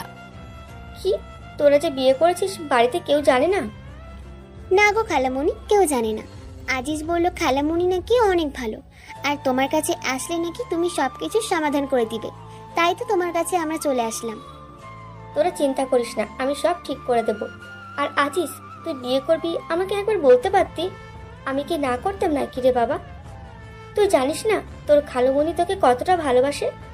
আমার কতটা ইচ্ছে ছিল তোর বিয়ের কাজ আমি নিজে হাতে করব, তা তুই করতে দিলি না। খালামণি, তুমি কি এখন আমাদের কথা শুনবে নাকি ভিতরে ঢুকতে দিবে? আর আলিফকে তো দেখছি না, ও কোথায়? আলিফ আমার খালাতো ভাইয়ের নাম। ওই ভেতরে আয়। আর তোর ভাই তো কলেজে গেছে, তোরা আলিফের রুমে গিয়ে বসে বিশ্রাম নে, আমি ততক্ষণে তোদের রুমটা গুছিয়ে নিই, কেমন? ঠিক আছে খালামণি, আর আলিফ আসলে আমার কাছে পাঠিয়ে দিও। বাবা তোর ফোনটা দিয়ে যেত, আলিফকে ফোন দিয়ে তাড়াতাড়ি আসতে বলি। খালামণিকে ফোনটা দিয়ে আলিফের রুমে দুজনে চলে আসলাম। তারপর আমি, ওই তোমার মতলবটা কি বলো তো? তোমার ভাবসাব মোটেও সুবিধার মনে হচ্ছে না আমার কাছে। কেন জানো, তোমার কি মনে হচ্ছে? আর আমার বরটা কি রাগ করলো নাকি? আমি মোটেও তোমার বর নই। তো তুমি আমার কে? কেউ না। সত্যি আমি তোমার কেউ না? কি হলো, চুপ করে গেলে কেন বলো? সত্যি আমি তোমার কেউ না? বলেই জান্নাত আমার কাছে আসতে লাগলো। এই কি করছো? কাছে আসবে না, দূরে থাকো বলছি। কাছে আসবো। তুমি কি করবে? কি করবে? আমি কিন্তু চেঁচাবো। চিল্লাও, চিল্লাও, যত পারো চিল্লাতে পারো। এই না না, ধুর চাই, কে শোনে কার কথা। জান্নাত আমার মাথা দুই পাশে ধরে 4 ঠোঁট এক করে দিল। এখন বলো আমি তোমার কে? ঠোঁট মুছতে মুছতে, কাজটা কিন্তু তুমি ঠিক করলে না। ওই কুত্তা, তোর আমি কি বলি আর তুই কি বলিস? ধুর, ভাল লাগে না, যাও তো ফ্রেশ হয়ে এসো আগে। যাইতেছি, তারপরও কিন্তু বলতেই হবে আমি তোমার কে, নাহলে এবার তোমার ঠোঁট একদম ছিঁড়ে ফেলবো। বলেই জান্নাত চলে গেল। আর আমি ভাবছি কি করতে চাচ্ছে এই মেয়েটা। ভাবতে ভাবতে আলিফ চলে আসলো। আর কিরে ভাইয়া, আসবো? দরজার দিকে তাকিয়ে দেখি আলিফ হাতে কিছু শপিং ব্যাগ। আরে আলিফ, তুই আয় আয় আয়। আর এটা তো তোরই রুম, তুই আসবি, আমাকে জিজ্ঞেস করছিস কেন? আমার রুম, কিন্তু ভাইয়া রুমে তো তুমি একা নেই, সাথে ভাবিও আছে, তাই না? আর ভাইয়া, এটা তুমি একেবারে ঠিক করলে না। কি ঠিক করলাম না রে ভাই? এই যে বিয়ে করলে না জানি। তোরে কিভাবে জানাবো রে ভাই? আমি নিজেই জানতাম না যে আমি বিয়ে করেছি, তুই কেমনে জানবি? কিরে ভাইয়া, কথা বলো না কেন? কি আগে জানাই নাই তো কি হয়েছে, এখন তো জানলি, তাই না? ভাবো? না, ও এইগুলো নাও, আর তাড়াতাড়ি এগুলো পরে বাইরে আসো। কি এগুলা? তোমার জন্য পাঞ্জাবি আর ভাবের জন্য বেনারসি। কিন্তু এগুলা কেন? আম্মু বলো তোমাকে নাকি বর বেশে দেখবে, তাই তাড়াতাড়ি চেঞ্জ করে চলে আসো। আর এই নাও তোমার ফোন, আম্মু দিল। রেখে যা। কিছুক্ষণ পরে জান্নাত বাথরুম থেকে বেরিয়ে আসলো। তারপর কার সাথে কথা বললে গো এতক্ষণ? আলিফ আসছিল এগুলা দেবার জন্য। কি এগুলো? খুলে দেখো। ওয়াও, খুব সুন্দর। এগুলো কি আমাদের জন্য? আমার খুব পছন্দ হয়েছে, কিন্তু এগুলো কিসের জন্য? সবকিছু খুলে বললাম কি জন্য। তারপর দুজন রেডি হয়ে বাইরে আসলাম। বাইরে বের হয়ে যা দেখলাম, একজন মুরব্বী লোক খাতা কলম নিয়ে বসে আছে। দেখে মনে হচ্ছে কাজই হবে হয়তো, কিন্তু কেন? আয় তোরা এখানে বস। খালামণি, উনি কে? উনি তো কাজী সাহেব। তোদের আবার বিয়ে দেবার জন্য নিয়ে আসলাম আলিফকে দিয়ে। আমার অনেক দিনের শখ ছিল তোর বিয়ে আমি নিজে দাঁড়িয়ে থেকে দিব। আমি জান্নাতের দিকে তাকিয়ে দেখলাম মেয়েটাও মনে হয় এই কথাটা শোনার জন্য মোটেও প্রস্তুত ছিল না। মুখটা একদম ফ্যাকাশে হয়ে গেছে, সাথে আমারও একই অবস্থা। কি বলো তুমি খালামণি? আমার তো একবার বিয়ে করেছি, তাহলে আবার কেন? তোকে বললাম না তোর বিয়ে আমি নিজে দাঁড়িয়ে থেকে দিতে চেয়েছি। আর তোর আবার বিয়ে করতে সমস্যাটা কোথায়? হ্যাঁ, অন্য কাউকে তো আর তোকে বিয়ে করতে বলছি না, তোর বউকেই তো বিয়ে করতে বলছি। বাবা, তুই আমার জন্য এইটুকু করতে পারবি না? জান্নাতের দিকে তাকিয়ে, জান্নাত তুমি তো কিছু বলো এখন খালামণিকে। আমি আর কি বলবো বলো? খালামণি তো আর বেশি কিছু আবদার করে নাই, তাই না? খালামণি, আমরা রাজি। আলহামদুলিল্লাহ। কাজী সাহেব, আপনি বিয়ের কাজ শুরু করুন। আমি কিছুই বুঝতে পারছি না কি থেকে কি হয়ে যাচ্ছে। এখন খালামণিকেও সত্যিটা বলতে পারবো না, কারণ সে খুব কষ্ট পাবে। কি করব এখন আমি? এইসব ভাবতে ভাবতে কখন যে কবুল বলে দিয়েছি। অবশেষে জান্নাত আর আমার বিয়েটা হয়ে গেল। রাত 10টা। বাসর ঘর। জান্নাত বসে আসে বাসর ঘরের মধ্যে। আমি দরজাটা খুলে ঘরের মধ্যে ঢুকলাম। ঢুকে যা দেখলাম তা হলো বাসর ঘরের মধ্যে বসে আছে জান্নাত। আমি দরজাটা খুলে ভিতরে ঢুকে রীতিমতো অবাক হলাম, কারণ ঘরটা অনেক সুন্দরভাবে সাজানো। এত অল্প সময়ে এত কিছু কিভাবে সাজালো খালামণি বুঝতেই পারছি না। মনে হচ্ছে আগে থেকেই সাজানো ছিল ঘরটা। আরো অবাক হলাম জান্নাতের দিকে তাকিয়ে, কারণ যে মেয়ে সবসময় আমার পিছে পড়ে থাকে সেই মেয়েটা মাথায় ঘোমটা দিয়ে নিচের দিকে তাকিয়ে বসে আছে। ভাবা যায় জান্নাতকে কেউ বউ বেশে যেন সুন্দরী অপ্সরার মতো লাগছে। আমি ভয়ে ভয়ে এক পা দুপা করে খাটের দিকে এগিয়ে যেতেই বললাম। খাটের কাছে যেতেই জান্নাত খাট থেকে উঠে দাঁড়িয়ে আমার কাছে এসে সালাম করতে লাগলো। আমি তার 2 বাহু ধরে দাঁড় করিয়ে বললাম, এই কি করো? তুমি এখন আমার স্বামী, সো এটা এখন আমার অধিকার। শুধু অধিকার নয়, বিয়ের রাতে স্বামীর পা ধরে সালাম করা প্রত্যেকটা স্ত্রীর কর্তব্য ও আমাদের সমাজে নিয়ম। তাই আমাকে তুমি এটা থেকে বিরত রাখতে পারো না। কি আর করা, এই মেয়ের সাথে কথাই পারা খুবই মুশকিল। তারপর জান্নাত আবার আমার পাশে সালাম করে নিল। তারপর, তোমার কি অজু আছে? না থাকলে করে আসো, আমরা 2 রাকাত নামাজ আদায় করব। আমি অজু করে আসছি, তোমার আছে? আছে। আসো তাহলে আমরা নামাজ আদায় করে নিই। জান্নাত দুইটা জায়নামাজ বিছিয়ে দিল, আমিও জান্নাত দুজনে নামাজ আদায় করে নিলাম। তারপর নামাজ শেষ করে জান্নাত আবারও গিয়ে বিছানাতে বসে পড়ল। আমি আমার টুপি ও পাঞ্জাবিটা খুলে বিছানার দিকে এগিয়ে যেতে লাগলাম। বিছানার কাছে যেতেই জান্নাত একটা বালিশ হাতে নিয়ে আমার দিকে ঢিল মেরে দিয়ে বলল, একদম বিছানার দিকে আসবে না। কেন? অবাক হয়ে, কি হলো আবার মেয়েটার? কারণ তুমি ওই সোফায় গিয়ে ঘুমাবে আর আমি এই বিছানায় ঘুমাবো। বুঝলাম না, তুমি বিছানায় ঘুমাবে আর আমি সোফায় ঘুমাবো? কিন্তু কেন?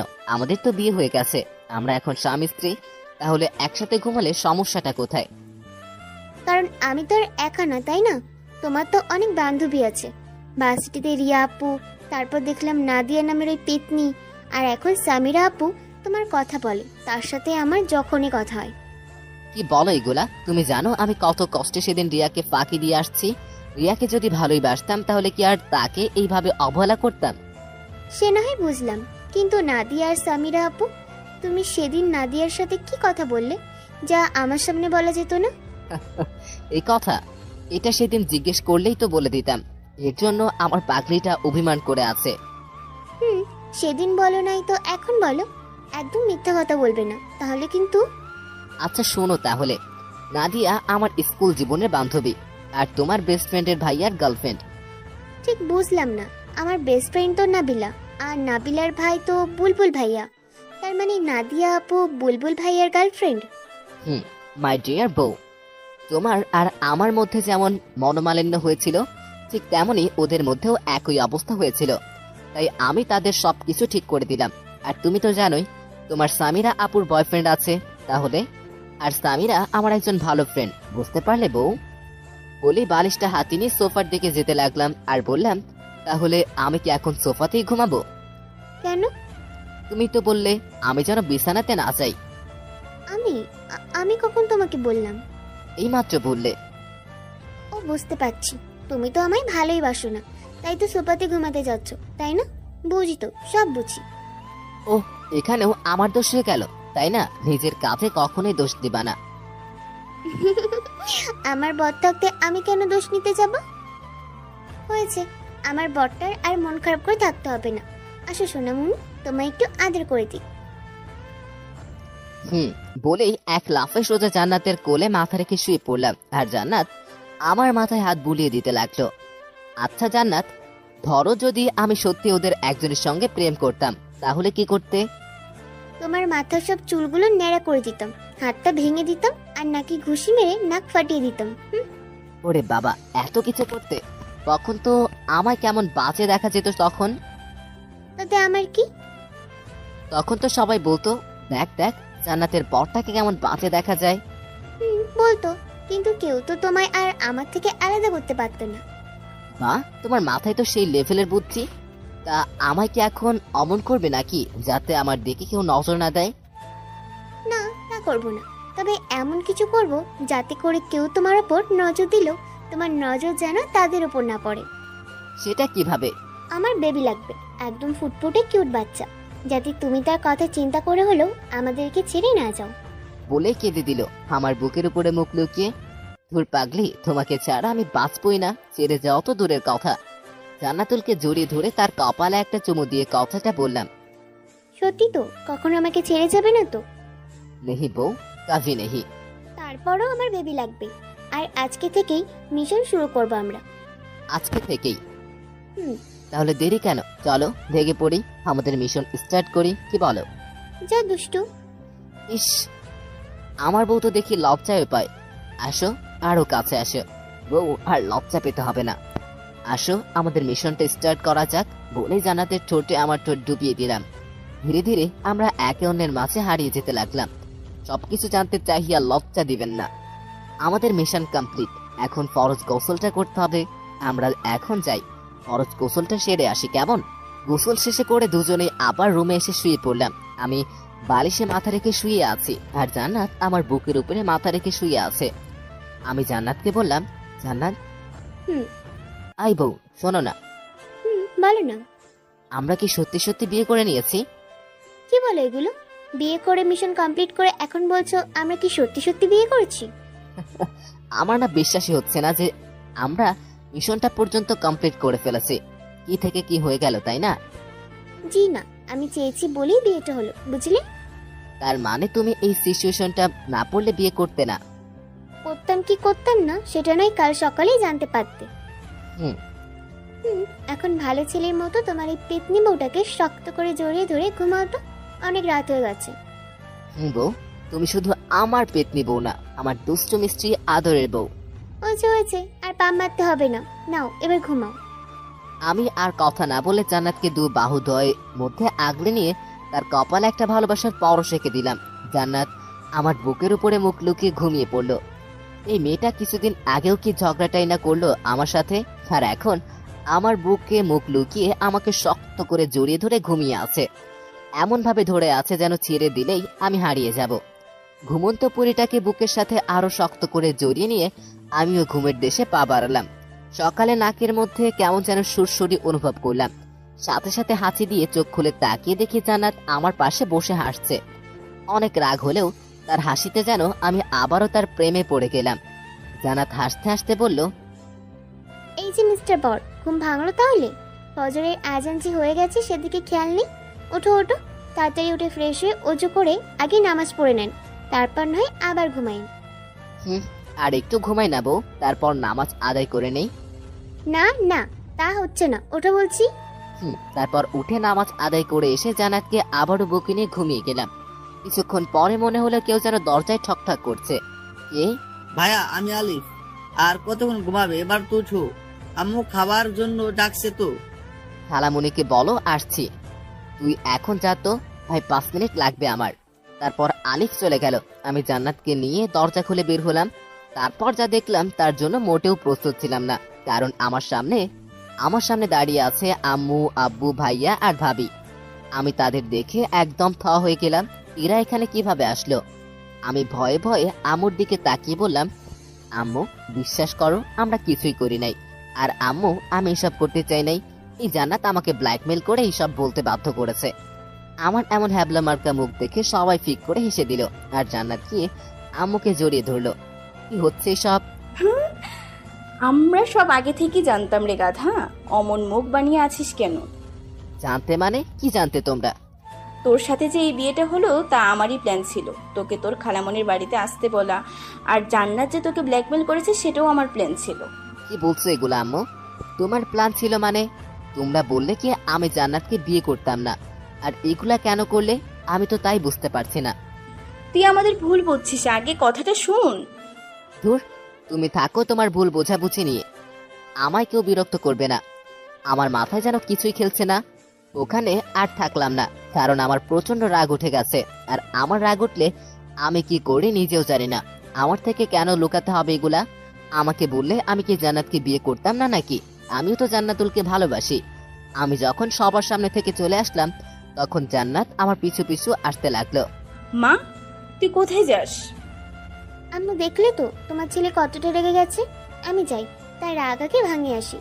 আর আম্মু, আমি তোমাদেরকে আগেই বলেছিলাম আজিজকে না জানে এসব করলেও রেগে যাবে। আমি জানি রে মা, আমার ছেলেটা একটু বেশি বদমেজাজি, আর আমরা তো ওর ভালোর জন্যই ওকে কিছু জানাই নাই। আজিজ যখন জানতে পারবে আমার জন্যই ওর বদমেজাজটা একটু কমেছে, তখন দেখবি সব ঠিক হয়ে যাবে। কিন্তু আম্মু, এখন আমি কি করব? তোর কিছুই করতে হবে না রে মা। 2 ঘন্টা পর আমি রুমে শুয়ে আছি। কে যেন দরজাটা খুলে ভিতরে আসলো। তাকিয়ে দেখি জান্নাত হাতে খাবারের থালা আমার কাছে এসে। ওঠো, খেয়ে নিবে। সেই সকাল থেকে এখনো কিছু খাও নাই। চুপ করে আছি। কি হলো, আমি কিছু বলছি? আমিও কিন্তু এখনো কিছুই খাই নাই। আর আম্মু আমাদের ভালোর জন্যই এগুলো করেছে। আর কেন করেছে শুনবে? ওকে, যখন কথা বলবেই না তাহলে শোনো। সেদিন যখন তোমার সাথে প্রথম ঘুরতে বের হয়েছিলাম আর আমরা একটা রেস্টুরেন্টে গিয়েছিলাম, মনে আছে তোমার? রেস্টুরেন্টে তুমি যখন তোমার মোবাইলটা ফেলে ওয়াশরুমে গেলে, তখনই আম্মু ফোন দেয় তোমায়। আমি প্রথমে ধরতে না চেয়েও ফোনটা ধরি। আমার গলা শুনে আম্মু জিজ্ঞাসা করেন আমি কে। তখন আমি আমার আর তোমার বিষয়ে সবকিছু খুলে বলি আম্মুকে। আম্মু তখন বলেন, মারে, আমার ছেলেটা কিন্তু খুবই বদমেজাজি, আর তুই চাইলে আমার ছেলেটার এই স্বভাবটা ঠিক করতে পারিস। কিভাবে? আমার ছেলেটা যখন তোকে মেজাজ দেখাবে তখন তুই তার থেকে ডাবল মেজাজ দেখাবে। কিন্তু আম্মু। কোনো কিন্তু নয়। তখন থেকেই নিজের ইচ্ছা না থাকার পরও তোমার সাথে খারাপ ব্যবহার করি, তারপর ইগনোরও।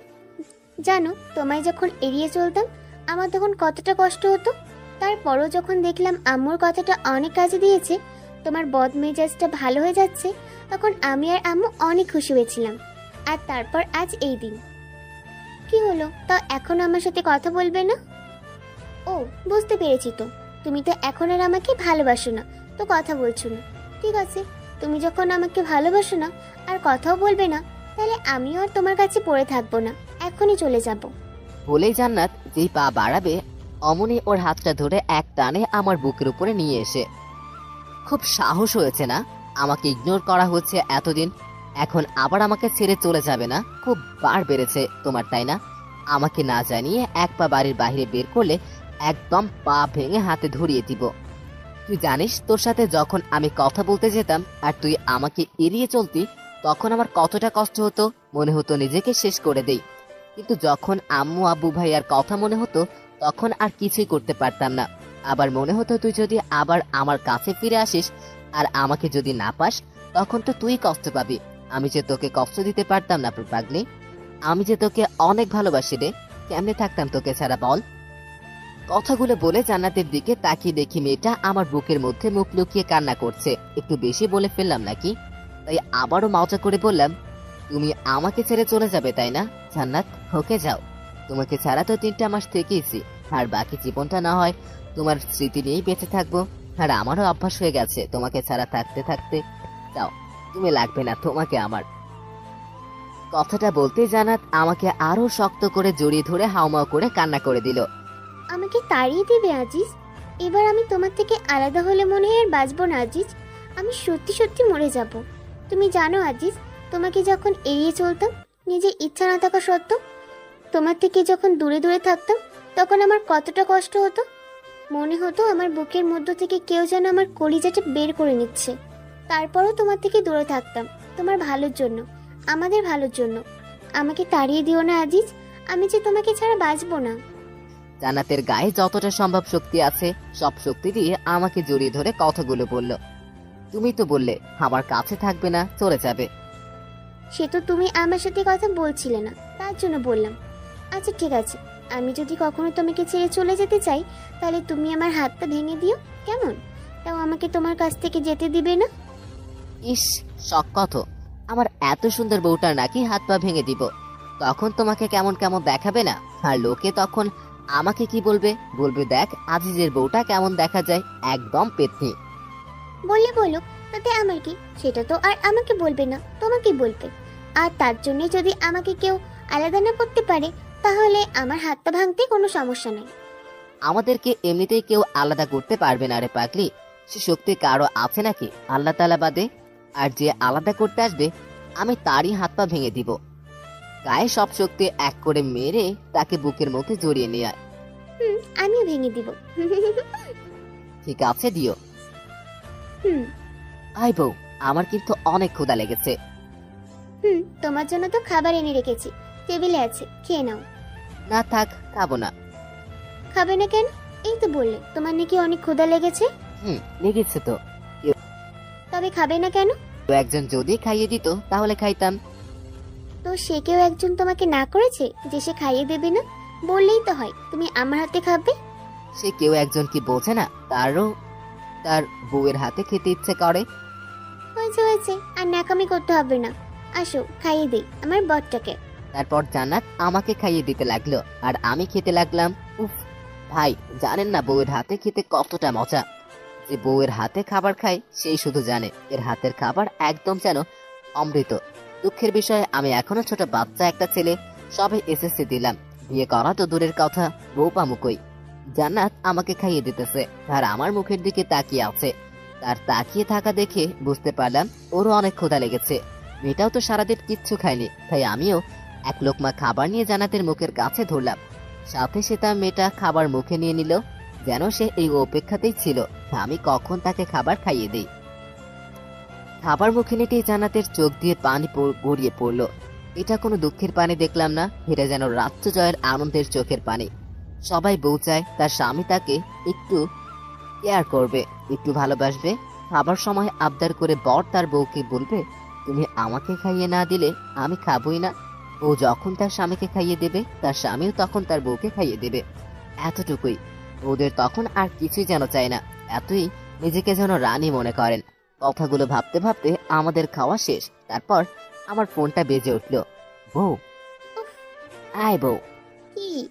আমার ফোনটা একটু এনে দাও না গো, টেবিলের উপর থেকে। পারবো না, নিজেরটা নিজে নিয়ে নাও। বাব্বা, থাক, তোমার আনতে হবে না, আমি নিয়ে নেই। ফোনটা হাতে নিয়ে দেখিয়ে অচেনা নাম্বার ধরার পর, হ্যালো, আসসালামু আলাইকুম, কে বলছেন? ভাইয়া, আমি রাফি বলছিলাম, আপনার কলেজের ছোট ভাই। ও রাফি, ভাই বল। ভাইয়া, আপনাদের তো কালকেই ফর্ম ফিল আপের লাস্ট ডেট। ও হ্যাঁ, তাই তো, ধন্যবাদ ভাই, আমার তো মনেই ছিল না। আরে ভাই, ধন্যবাদ দেবার কি আছে, আমি রাখি, তাহলে কাল দেখা হবে। কে ফোন দিয়েছিল গো? রাফি কলেজের ছোট ভাই, কাল একবার কলেজ যেতে হবে, ফর্ম পূরণ করতে হবে। ও, তাহলে দেরি করো না। পরের দিন সকাল 7টা, জান্নাতের কপালে চুমু এঁকে দিয়ে ভার্সিটির উদ্দেশ্যে রওনা দিলাম। কলেজের ভিতরে ঢুকতেই আমার চোখ কপালে উঠে গেল। এ কি, এই মেয়েটা এখানে কি করে, আর এরা কারা? কলেজের মধ্যে ঢুকতেই আমার চোখ কপালে উঠে গেল। আমি ভাবতেও পারি নাই কলেজে ঢুকে প্রথমে এই মেয়েটার সম্মুখীন পড়তে হবে, কারণ আমার সামনে রিয়া দাঁড়িয়ে আছে। আমি রিয়াকে দেখেও না দেখার মতো করে রিয়াকে পাশ কাটিয়ে যেতে লাগলাম। অমনি রিয়া, এই আজিজ, দাঁড়াও। আমি দাঁড়িয়ে গেলাম, আর রিয়া এক প্রকার দৌড়ে আমার কাছে চলে আসলো। কেমন আছো আজিজ? ভালো, তুমি? খুবই ভালো। আচ্ছা আজিজ, শুনলাম তুমি নাকি জান্নাতকে বিয়ে করেছো। কাজটা কি তুমি ঠিক করলে আজিজ? মানে কি বলতে চাচ্ছ তুমি? মানে কিছু না। আচ্ছা আজিজ, একটা কথা বলো তো, জান্নাতের মধ্যে কি এমন পেলে যা আমার কাছে ছিল না? জান্নাত তোমায় কি এমন সুখ দিয়েছে যা আমি তোমায় দিতে পারতাম না? আমি কি তোমাকে জান্নাতের থেকে বেশি সুখ দিতে পারতাম না? রিয়া, তুমি একটু বেশি বলে ফেলছো না? বেশি বলিনি আজিজ, তুমি হয়তো জানো না, এই কলেজের শুধু স্টুডেন্টরা আমার জন্য পাগল না, অনেক স্যারও আছে যারা আমার জন্য পাগল, আর আমি শুধুই তোমার জন্য পাগল। ছি রিয়া, তুমি কি সত্যি পাগল হয়ে গেলে নাকি? কি বলো এগুলা? হ্যাঁ হ্যাঁ, আমি পাগল হয়ে গেছি, তোমার জন্য পাগল হয়ে গেছি। আচ্ছা, তুমি চাইলেই পরীক্ষা করে নিতে পারো কার কাছে বেশি সুখ পাও, তুমি আমার কাছে নাকি ওই জান্নাতের কাছে। এসো আমার সাথে, এসো কমন রুম থেকে তোমাকে দেখিয়ে নিয়ে আসি কে বেশি সুখ দিতে পারে। বলে রিয়া আমার হাত ধরে টানতে লাগলো। আমি রিয়ার হাতটা ছাড়িয়ে রিয়াকে একটা গালের থাপ্পড় মেরে বললাম, ছি রিয়া, তোমার মানসিকতা এতটা নিচ? তোমাকে আমি একটা ভালো মেয়ে মনে করেছিলাম, কিন্তু তুমি আমাকে মারলে আজিজ।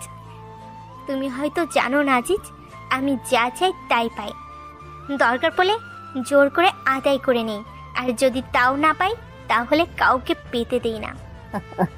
এমন কোন ডায়লগ সবাই দেয়, আমিও তোমাকে তার ব্যতিক্রম মনে করি না। আমি কি জিনিস তুমি এখনো জানতে পারোনি আজিজ। তুমি কি করতে চাচ্ছ? Wait and see. Oh sorry, তুমি তো বেশিক্ষণ দেখতেও পারবে না। ওই তোরা কোথায়, চলে আয়। সাথে সাথে অনেকগুলা ছেলে এসে আমাকে চারদিক দিয়ে ঘিরে নিল। তাদের সকলের হাতে হকি স্টিক আর স্ট্যাম্প। কয়েকটা ছেলেকে দেখে চিনতে পারলাম ওরা রিয়ার কাজিন হয়। দাঁড়িয়ে দাঁড়িয়ে কি তোরা তামাশা দেখবি নাকি কাজ শুরু করবি? না আপু, কাজ শুরু করছি। বলেই আমার পায়ের হাঁটুর গিরাতে একটা বাড়ি মারলো। তাল সামলাতে না পেরে মাঠের মধ্যে পড়ে গেলাম।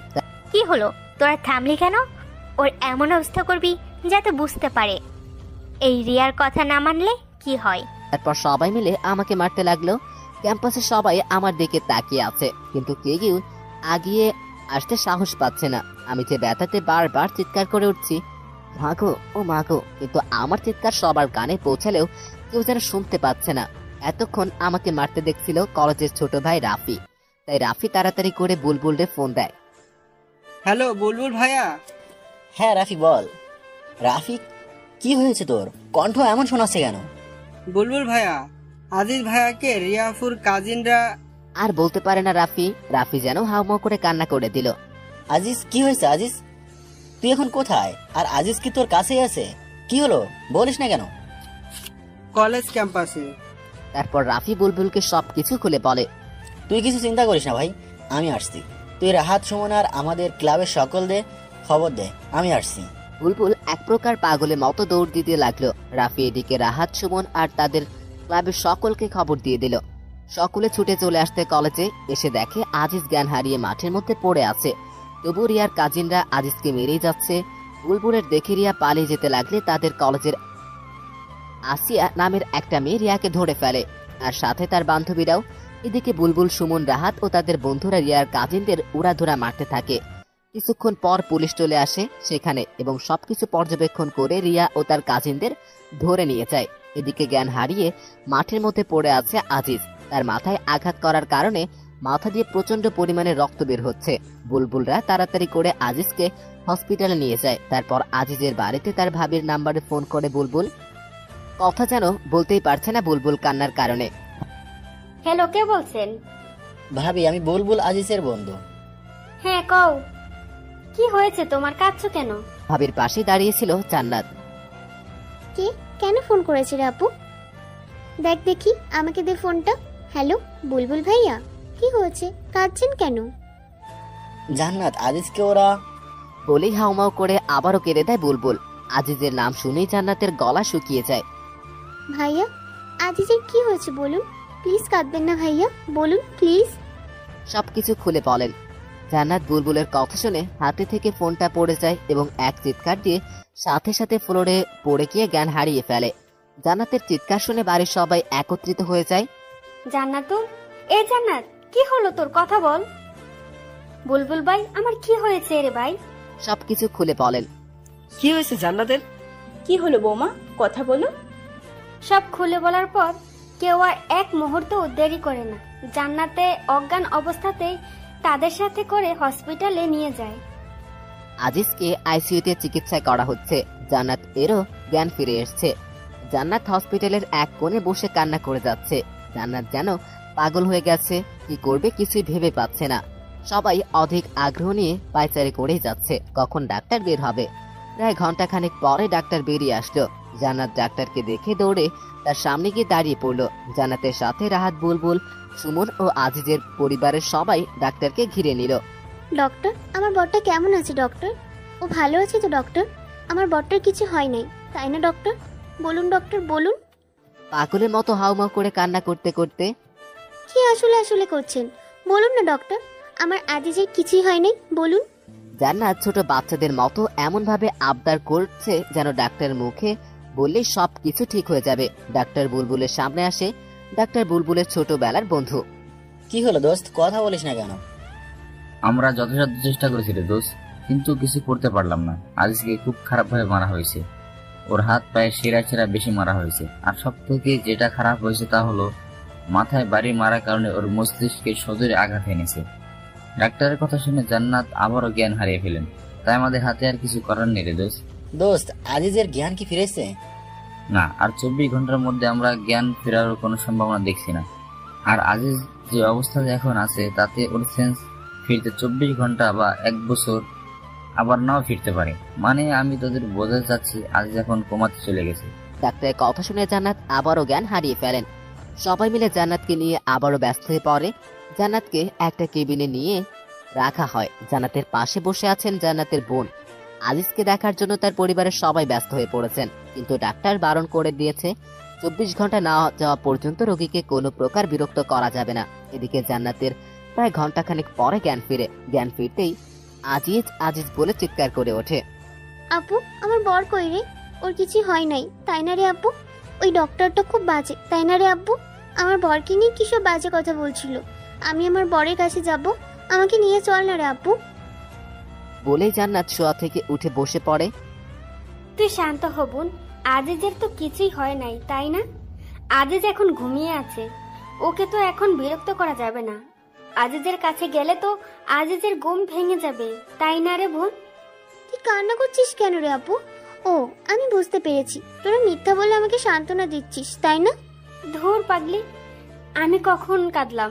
এই দেখ আমার চোখে কি পানি আছে নাকি? তুই কি দেখতে কি দেখেছিস?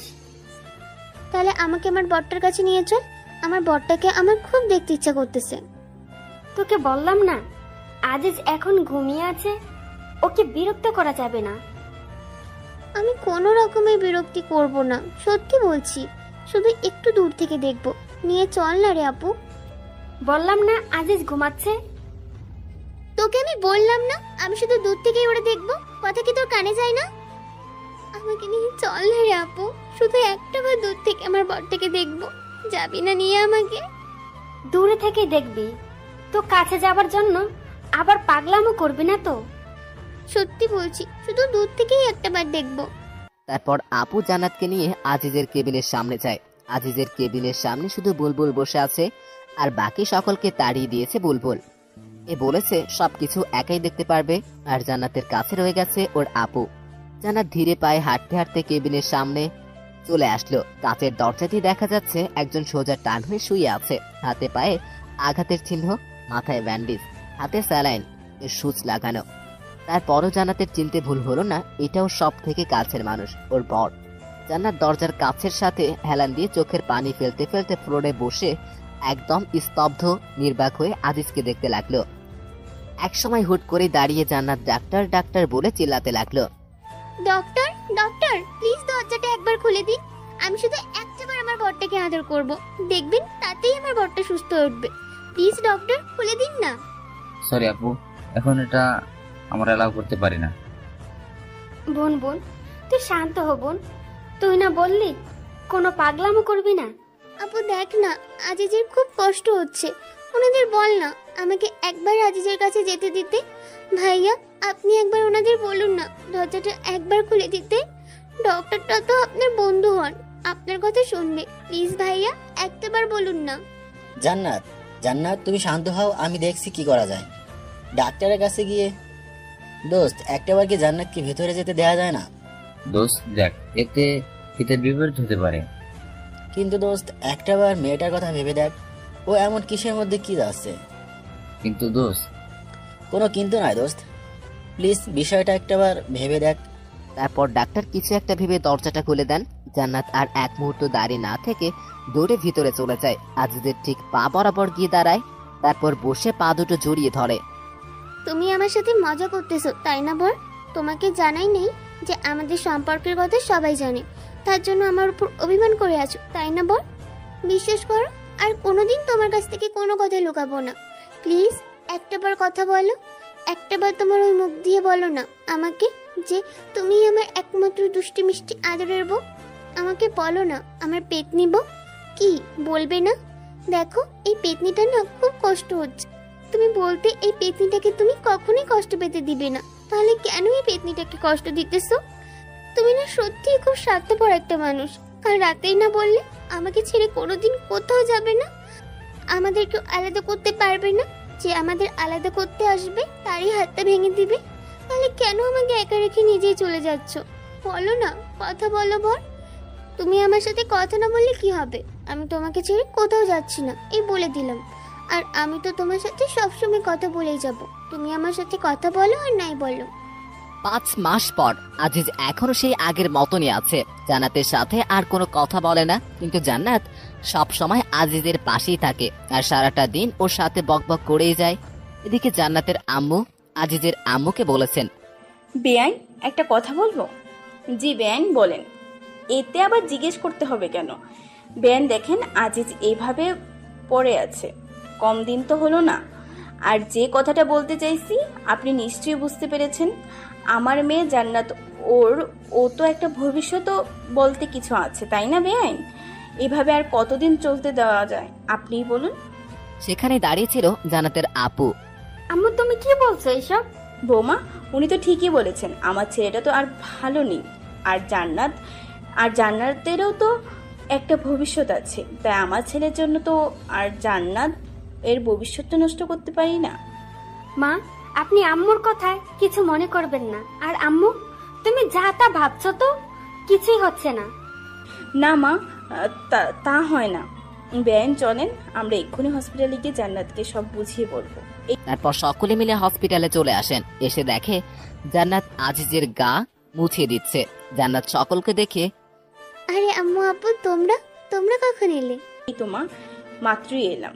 তুই কি করেছিলি রে মা? দেখো না আম্মু, তোমাদের ছেলেটার নাকি অনেক গরম ধরেছে, তাই ওর গাটা মুছে দিচ্ছিলাম।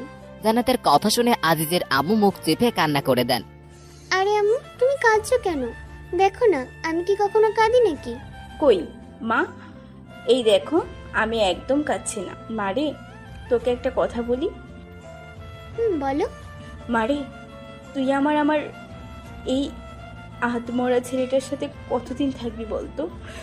তোরও তো একটা ভবিষ্যৎ আছে, তাই না রে মা? সেটাও তো ভাবতে হবে আমাদের। আজিজের আম্মু কথা শুনে জান্নাতের হাসি মাখা মুখখানা নিমিষে কালো হয়ে যায়। তুমি কি বলতে চাচ্ছ আম্মু? আমি আমার বরটাকে ছেড়ে চলে যাই, এটাই বলতে চাচ্ছ তাই না? হ্যাঁ রে মা, তুই একদম ঠিকই ধরেছিস। আর কতদিন এই মিথ্যে জীবন কাটাবি বল? আম্মু, তোমরা যদি ভেবে থাকো আমার বরের কাছ থেকে আমাকে আলাদা করবে, তাহলে ভুল ভেবেছো। কিন্তু মা। কোনো কিন্তু নয়, তোমরা এখন এখান থেকে যাও তো, আমার ভালো লাগছে না। বিশেষ করে তোমাদেরকে এখন আমার একদম সহ্য হচ্ছে না। বের হও প্লিজ। জান্নাত তাদেরকে এক প্রকার ধাক্কা দিয়ে বের করে দিল। তারপর আজিজের মুখের সামনে মুখ এনে কান্না করতে করতে, একটা কথা, এই 5 মাসে জান্নাত একটা দিনও কাঁদে নাই।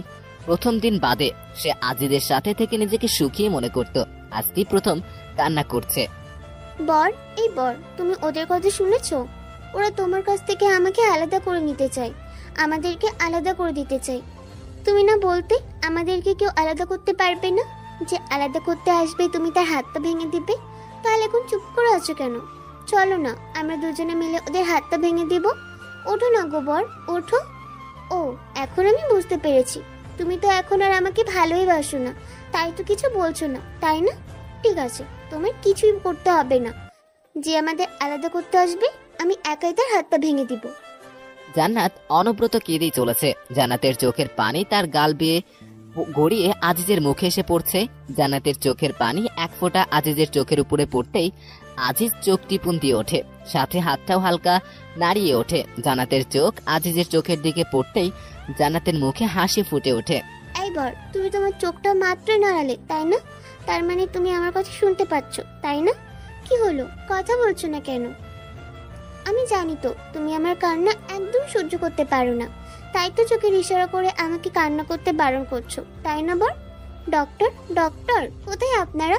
প্লিজ তাড়াতাড়ি আসুন, ডক্টর। জান্নাতের চিল্লাচিল্লিতে সকলে কেবিনের মধ্যে প্রবেশ করে। কি হয়েছে, এমন উত্তেজিত হচ্ছেন কেন? দেখুন না, আমার বরটা একবার চোখ নাড়ানোর পর আর নাড়াচ্ছি না। আপনি প্লিজ উত্তেজিত হবেন না, আমাদের দেখতে দিন। ডাক্তার আজিজকে দেখার পর, হাউ ইজ পসিবল? মানে তুই কি বলতে চাচ্ছিস? ক্লিয়ার করে বলতো দোস্ত। দ্যাটস মিরাকল দোস্ত।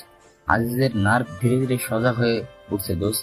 আমরা এর থেকে এখন ভালো কিছু আশা করতে পারি। মিসেস জান্নাত, আপনি যদি চান তাহলে আজকে আমরা একটা রিস্ক নিতে চাই, ইনশাআল্লাহ এতে কাজে দিতে পারে। জান্নাতের মুখের ভাষা যেন হারিয়ে ফেলেছে, কি বলবে কিছুই ভেবে পাচ্ছে না। ধীরে ধীরে জান্নাত ফ্লোরে বসে পড়ে। অতি সুখে আর অতি দুঃখে এই দুই সময় যেন মুখের ভাষা হারিয়ে যায়। জান্নাতেরও তাই হয়েছে, তবে এটা দুঃখের জন্য না, এটি অতি সুখের জন্য। 2 ঘন্টা পরে আইসিইউ এর দরজার সামনে ফ্লোরে বসে মুস্কি মুস্কি হাসছে জান্নাত। তার আজিজের সাথে যেদিন প্রথম দেখা হয় সেদিনের কথা মনে হতেই জান্নাতের হাসি পাচ্ছে বারবার। সেদিন ছিল 21শে জুলাই। নাবিলার, জান্নাতের বেস্ট ফ্রেন্ড বুলবুলের বোন, জন্মদিন। একটা ছেলে হাবলার মতো জান্নাতের দিকে তাকিয়েছিল। জান্নাতের দিকে ওভাবে তাকিয়ে থাকা দেখতেই জান্নাত ছেলেটির সামনে গিয়ে, এই ছেলে, সমস্যা কি আপনার? জি, আমাকে বলছেন? আপনাকে নয় তো, এখানে আর কি আছে শুনি? আমার দিকে এমন হ্যাবলার মতো তাকিয়েছেন কেন? আমি কখন আপনার দিকে তাকালাম? ভয় ভয়ে সাথে ততলিয়ে কথাটা বললাম। আজিজের এমন চেহারা দেখে জান্নাতের হাসি পেয়ে গেল। একটা কিউট ছেলে ভয় পেয়ে গেলে যে তাকে আরো কতটা কিউট লাগে তা জান্নাত আজিজকে না দেখলে যেন বুঝতেই পারতো না। তারপর জান্নাত হাসি লুকিয়ে মুখে আবারও রাগী ভাবে নে আজিজকে বলল, দেখুন, একদম মিথ্যা বলার চেষ্টা করবেন না। এত সময় ধরে আমার দিকে তাকিয়ে থেকে এখন বলছি তাকাইনি? আপনি ছেলেটা তো খুব ফাজিল। সরি। ও, এখন ধরা পড়ে গেছেন এই জন্য সরি বলা হচ্ছে না? মেয়েদের দিকে হ্যাবলের মতো তাকিয়ে থাকতে লজ্জা করে না? আমি আপনার দিকে মোটেও ওভাবে তাকিয়েছিলাম না, আর তারপরেও সরি তো বললাম। তার মানে আপনি বলতে চাচ্ছেন আমি মিথ্যা বলছি? আর সরি বললে কি সব সমস্যার সমাধান হয়ে যায় নাকি? দেখুন মিস, আপনি কিন্তু এমনি এমনি ঝগড়া করছেন আমার সাথে। কি বলেন আপনি? আমি ঝগড়টে? আমি আপনার সাথে ঝগড়া করছি? আমি আপনাকে কখন ঝগড়াটে বললাম? মাত্র বলেন আমি নাকি আপনার সাথে ঝগড়া করছি, এখন আবার বলছেন কখন বললাম? ধুর, আপনার সাথে কথা বলাটাই ভুল বলেই রাখতে রাখতে সেখান থেকে অন্য জায়গায় চলে যায় আজিজ। আর এদিকে জান্নাত হাসতে হাসতে যেন শেষ। কি ভিতর ছেলের বাবা, এইটুকুতে কেমন ভয় পেয়ে গেল। কিন্তু সত্যি কথা বলতে ছেলেটা ভয় পেলে অনেক কিউট লাগে, একদম যেন কিউটের ডিব্বা। এরকম একটা কিউট ছেলেই তো খুঁজছিলাম এতদিন। এমন কিউট একটা বিয়ে যদি আমার থাকতো, উফ। ভাবতে কেমন কেমন লাগে। এখন যাই ছেলেটাকে নাবিলার কাছ থেকে শুনে আসি। আর এদিকে আজিজ কি ঝগড়ুটে মেরে বাবা, একটু নাই তার দিকে তাকিয়েছিলাম, তাই বলে কি এইভাবে পায়ে পাড়া দিয়ে ঝগড়া করবে নাকি? আমার জন্য সব মেয়েরা পাগল। আর এর দিকে তাকাতেই বাপরে বাপ, ভাগ্য ভালো এমন কোনো গার্লফ্রেন্ড নাই আমার, থাকলে তো জীবনটা তেনা তেনা বানিয়ে না ছাড়তো। তবে গার্লফ্রেন্ড হলেও মন্দ হতো না, because she is very cute girl. দোস্ত এদিকে একটু শোন তো। বল। দোস্ত ওই ছেলেটা কে রে? কোন ছেলেটা কে? ওই যে বুলবুল ভাইয়ার সাথে দাঁড়িয়ে দাঁড়িয়ে কথা বলছে সেই ছেলেটা। ও, ওইটা তো আজিজ ভাইয়া, ভাইয়ার বেস্ট ফ্রেন্ড। কেন রে, প্রেমে পড়ে গেলি নাকি আজিজ ভাইয়া? ধুর, কি যে বলিস না। ছেলেটা আমার দিকে কেমন ড্যাব ড্যাব করে তাকিয়েছিল, তাই বললাম। কি? আজিজ ভাইয়া তাকিয়েছিল তোর দিকে? আমার বিশ্বাস হয় না। ভাইয়াকে দেখে পছন্দ হয়ে গেছে, আর এখন আমার কাছে এসে ঠপ মারছিস, তাই না? তুই কি বলতে চাচ্ছিস? আমি দেখতে সুন্দরী না? আমার দিকে ছেলেরা তাকায় না, তাই তো? আমি কখন তোরে বললাম তুই সুন্দরী না? আমি তো বলছি আজিজ ভাইয়া কোনো মেয়ের দিকে ফিরেও তাকায় না, কিন্তু ভাইয়ার জন্য তো তাদের ভার্সিটির মেয়েরা আজিজ বলতে পাগল। ও তাই বল। কি, প্রেমে পড়ে গেলি না কি রে দোস্ত? তা তো একটু আধটু পড়ে গেছি রে দোস্ত, হেল্প কর না দোস্ত। ওকে ডান, বাট ট্রিট কিন্তু দিতে হবে দোস্ত। ওকে ট্রিট দিব, যা, কিন্তু এমন কিছু করবি যাতে তোর আজিজ ভাইয়া নিজে এসে আমাকে প্রপোজ করে। আমি কিন্তু প্রপোজ করতে পারবো না। ওকে দোস্ত, তাই হবে, তুই শুধু দেখ কি করি। তারপর নাবিলা তার ভাই বুলবুলকে সবকিছু বুঝিয়ে বলে। বুলবুল প্রথমে রাজি না হতে চাইলেও পরে জান্নাতের রিকোয়েস্টে আর বোনের মুখের দিকে তাকিয়ে রাজি হয়ে যায়। তারপর বুলবুল আজিজকে কি যেন বলে, সব ম্যানেজ করে নেয়। কিন্তু তা আর জান্নাত ও নাবিলা কি কিছুই বলে না। আর সেদিনই আজিজ জান্নাতকে প্রপোজ করে। কি রোমান্টিক ভাবে না প্রপোজ করেছিল সেদিন আজিজ জান্নাতকে। জান্নাত, এ জান্নাত, এত কি ভাবছিস বোন? হাসছিস কেন? আপুর ডাকে জান্নাতের ভাবনার মাঝে ছেদ ঘটে। আরে আপু, তুমি কখন এলে? আজিজের অপারেশন কি হয়ে গেছে? না, এখনো হয় নাই রে বোন, অপারেশন চলছে। তবে আল্লাহর উপর ভরসা রাখ, এবার তিনি আমাদের উপর মুখ তুলে তাকাবেন রে বোন, ইনশাআল্লাহ। আপু, কিছু সময় পরে ডাক্তার আইসিইউ থেকে বেরিয়ে আসলেন। ডাক্তারকে দেখে সবাই তার সামনে এসে দাঁড়ালেন। বাবা, আমার ছেলেটা ঠিক হয়ে গেছে তাই না? দোস্ত আজিজ। স্যার আমার বর। সরি, আমরা কিছু করতে পারলাম না, এই কথাটা আবার বলবো না। আলহামদুলিল্লাহ, অপারেশন সাকসেসফুল। মিস্টার আজিজ এখন সম্পূর্ণ সুস্থ আছে। ডাক্তার কথা শুনে সবার চোখ দিয়ে পানি বের হয়ে আসলো। তবে এটা কোনো দুঃখের পানি না, এটা হলো আনন্দের পানি। ডক্টর, আমার বর, আমি আমার বরকে দেখবো ডক্টর সাহেব, প্লিজ। অবশ্যই, কেন না। তবে ওনাকে এখন ঘুমের মেডিসিন দিয়ে ঘুম পাড়িয়ে দেওয়া হয়েছে, সো এখন ওনাকে বিরক্ত না করাই আমার মনে হয় ভালো হবে। ধন্যবাদ ডক্টর। জান্নাত কথাটা বলেই আজিজের কেবিনের দিকে এগোতে লাগলো। হঠাৎ জান্নাত মাথায় হাত দিয়ে পড়ে যেতে লাগলে আপু তাকে ধরে ফেলে। কি হলো তোর বোন, এমন করছিস কেন?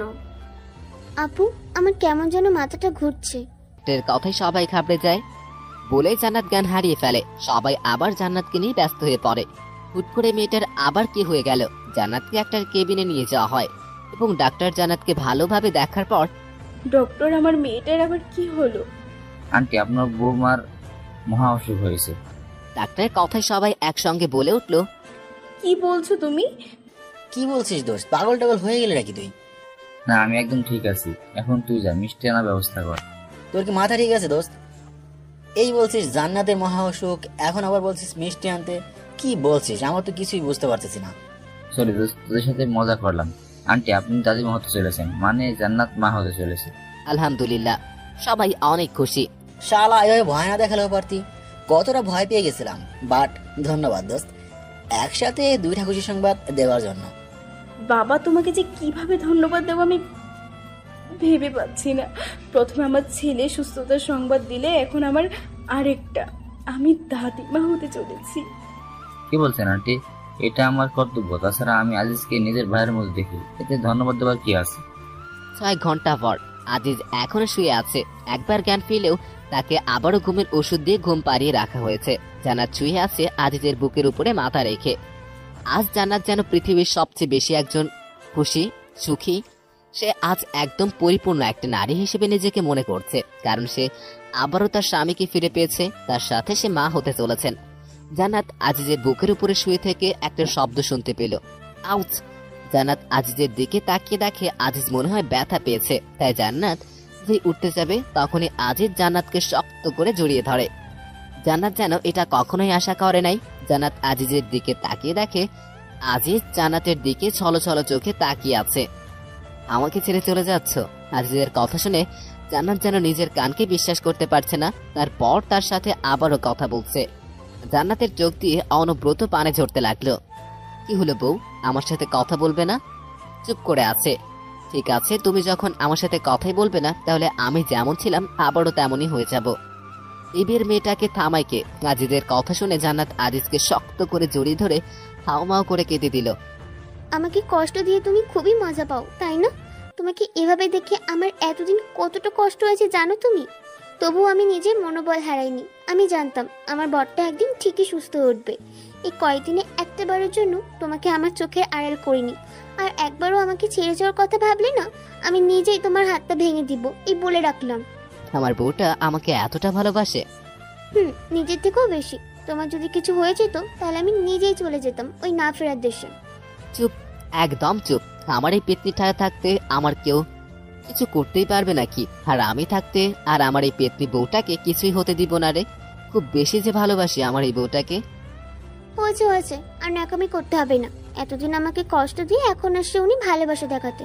হ্যাঁ, ছাড়ো তো, আবার ব্যথা পাবে তুমি। না, পাবো না। আমি আমার বউটাকে কতদিন হলো আদর করি না, কিন্তু আজ আর ছাড়ছি না। কিছুক্ষণ চুপ থাকার পর, বর? এই বর। কি? এই বর, শোনো না। হবু বউ শুনছি তো, বলো না। তুমি কি হতে চলেছো জানো? কি হতে চলেছি? তুমি বাবা হতে চলেছো, আর আমি মা। কি সত্যি বলছো তুমি? জান্নাতকে আরো শক্ত করে জড়িয়ে ধরে। ধর, মিথ্যা বলতে যাবো কেন? আমি বাবা হব, আলহামদুলিল্লাহ। জান্নাত, তুমি আমাকে সব থেকে খুশির সংবাদটা দিলে আজকে। তো এখন আমার পাওনা আমাকে বুঝিয়ে দাও। কি চাও শুধু বলো। আপাতত এখন তোমার ঠোঁটটা হলেই হবে, আর বাকিগুলো পরে আমি নিজেই আদায় করে নিব। বাধা দিয়েছে কে? তোমার জিনিস তুমি বুঝে নাও। আমার জিনিস আমি নেবই তো। বলেই জান্নাত আমার ঠোঁটটা তার নিজের দখলে করে নিল। আমি যে একজন অসুস্থ ব্যক্তি সেদিকে যেন জান্নাতের খেয়ালে নেই। সে নিজের মতো করে আমার ঠোঁটগুলো তার নরম কমল ঠোঁট দিয়ে আদর করেই যাচ্ছে। এই ভালোবাসা যেন শেষ হবারে নয়, অনেক দিনের জমানো তো, তাই একটু আর কি। ছাড়ার পরে আমি কিন্তু অসুস্থ। এতক্ষণ কেউ চুমু দেয় নাকি একটা অসুস্থ ব্যক্তিকে? ও সরি, রাগ করলি নাকি? আসো, আদর করে তোমার রাগটা ভাঙিয়ে দিই। বলে আবারও আমার ঠোঁটে তার ঠোঁটগুলো ডুবিয়ে দিল। মেয়েটার যেন চুমু খেয়ে তৃপ্তি হচ্ছে না। আরো মনে হয় না আজ আর তৃপ্তি হবে বা আমাকে ছাড়বে। তাই আমিও জান্নাতের তালে তাল মিলিয়ে দিলাম। এখন আমরা এক অজানা সুখের সাগরে ভেসে চলেছি। তাই আপনাদের আর আমরা কষ্ট দিলাম না। কেমন সমাপ্ত হবার নয় এই ভালোবাসা। পুরো গল্পটা কেমন হয়েছে জানি না, তারপরেও আপনারা আমাকে অনেক উৎসাহ দিয়ে দিয়েছেন, তার জন্য সকলকে ধন্যবাদ। আর পুরো গল্পটা কেমন হয়েছে প্লিজ কষ্ট করে কমেন্ট করে জানাবেন। নেক্সট গল্প খুব তাড়াতাড়ি আসবে। আশা করি সবাই এভাবেই পাশে থাকবেন। আর চ্যানেলটিকে সাবস্ক্রাইব করতে ভুলবেন না যেন।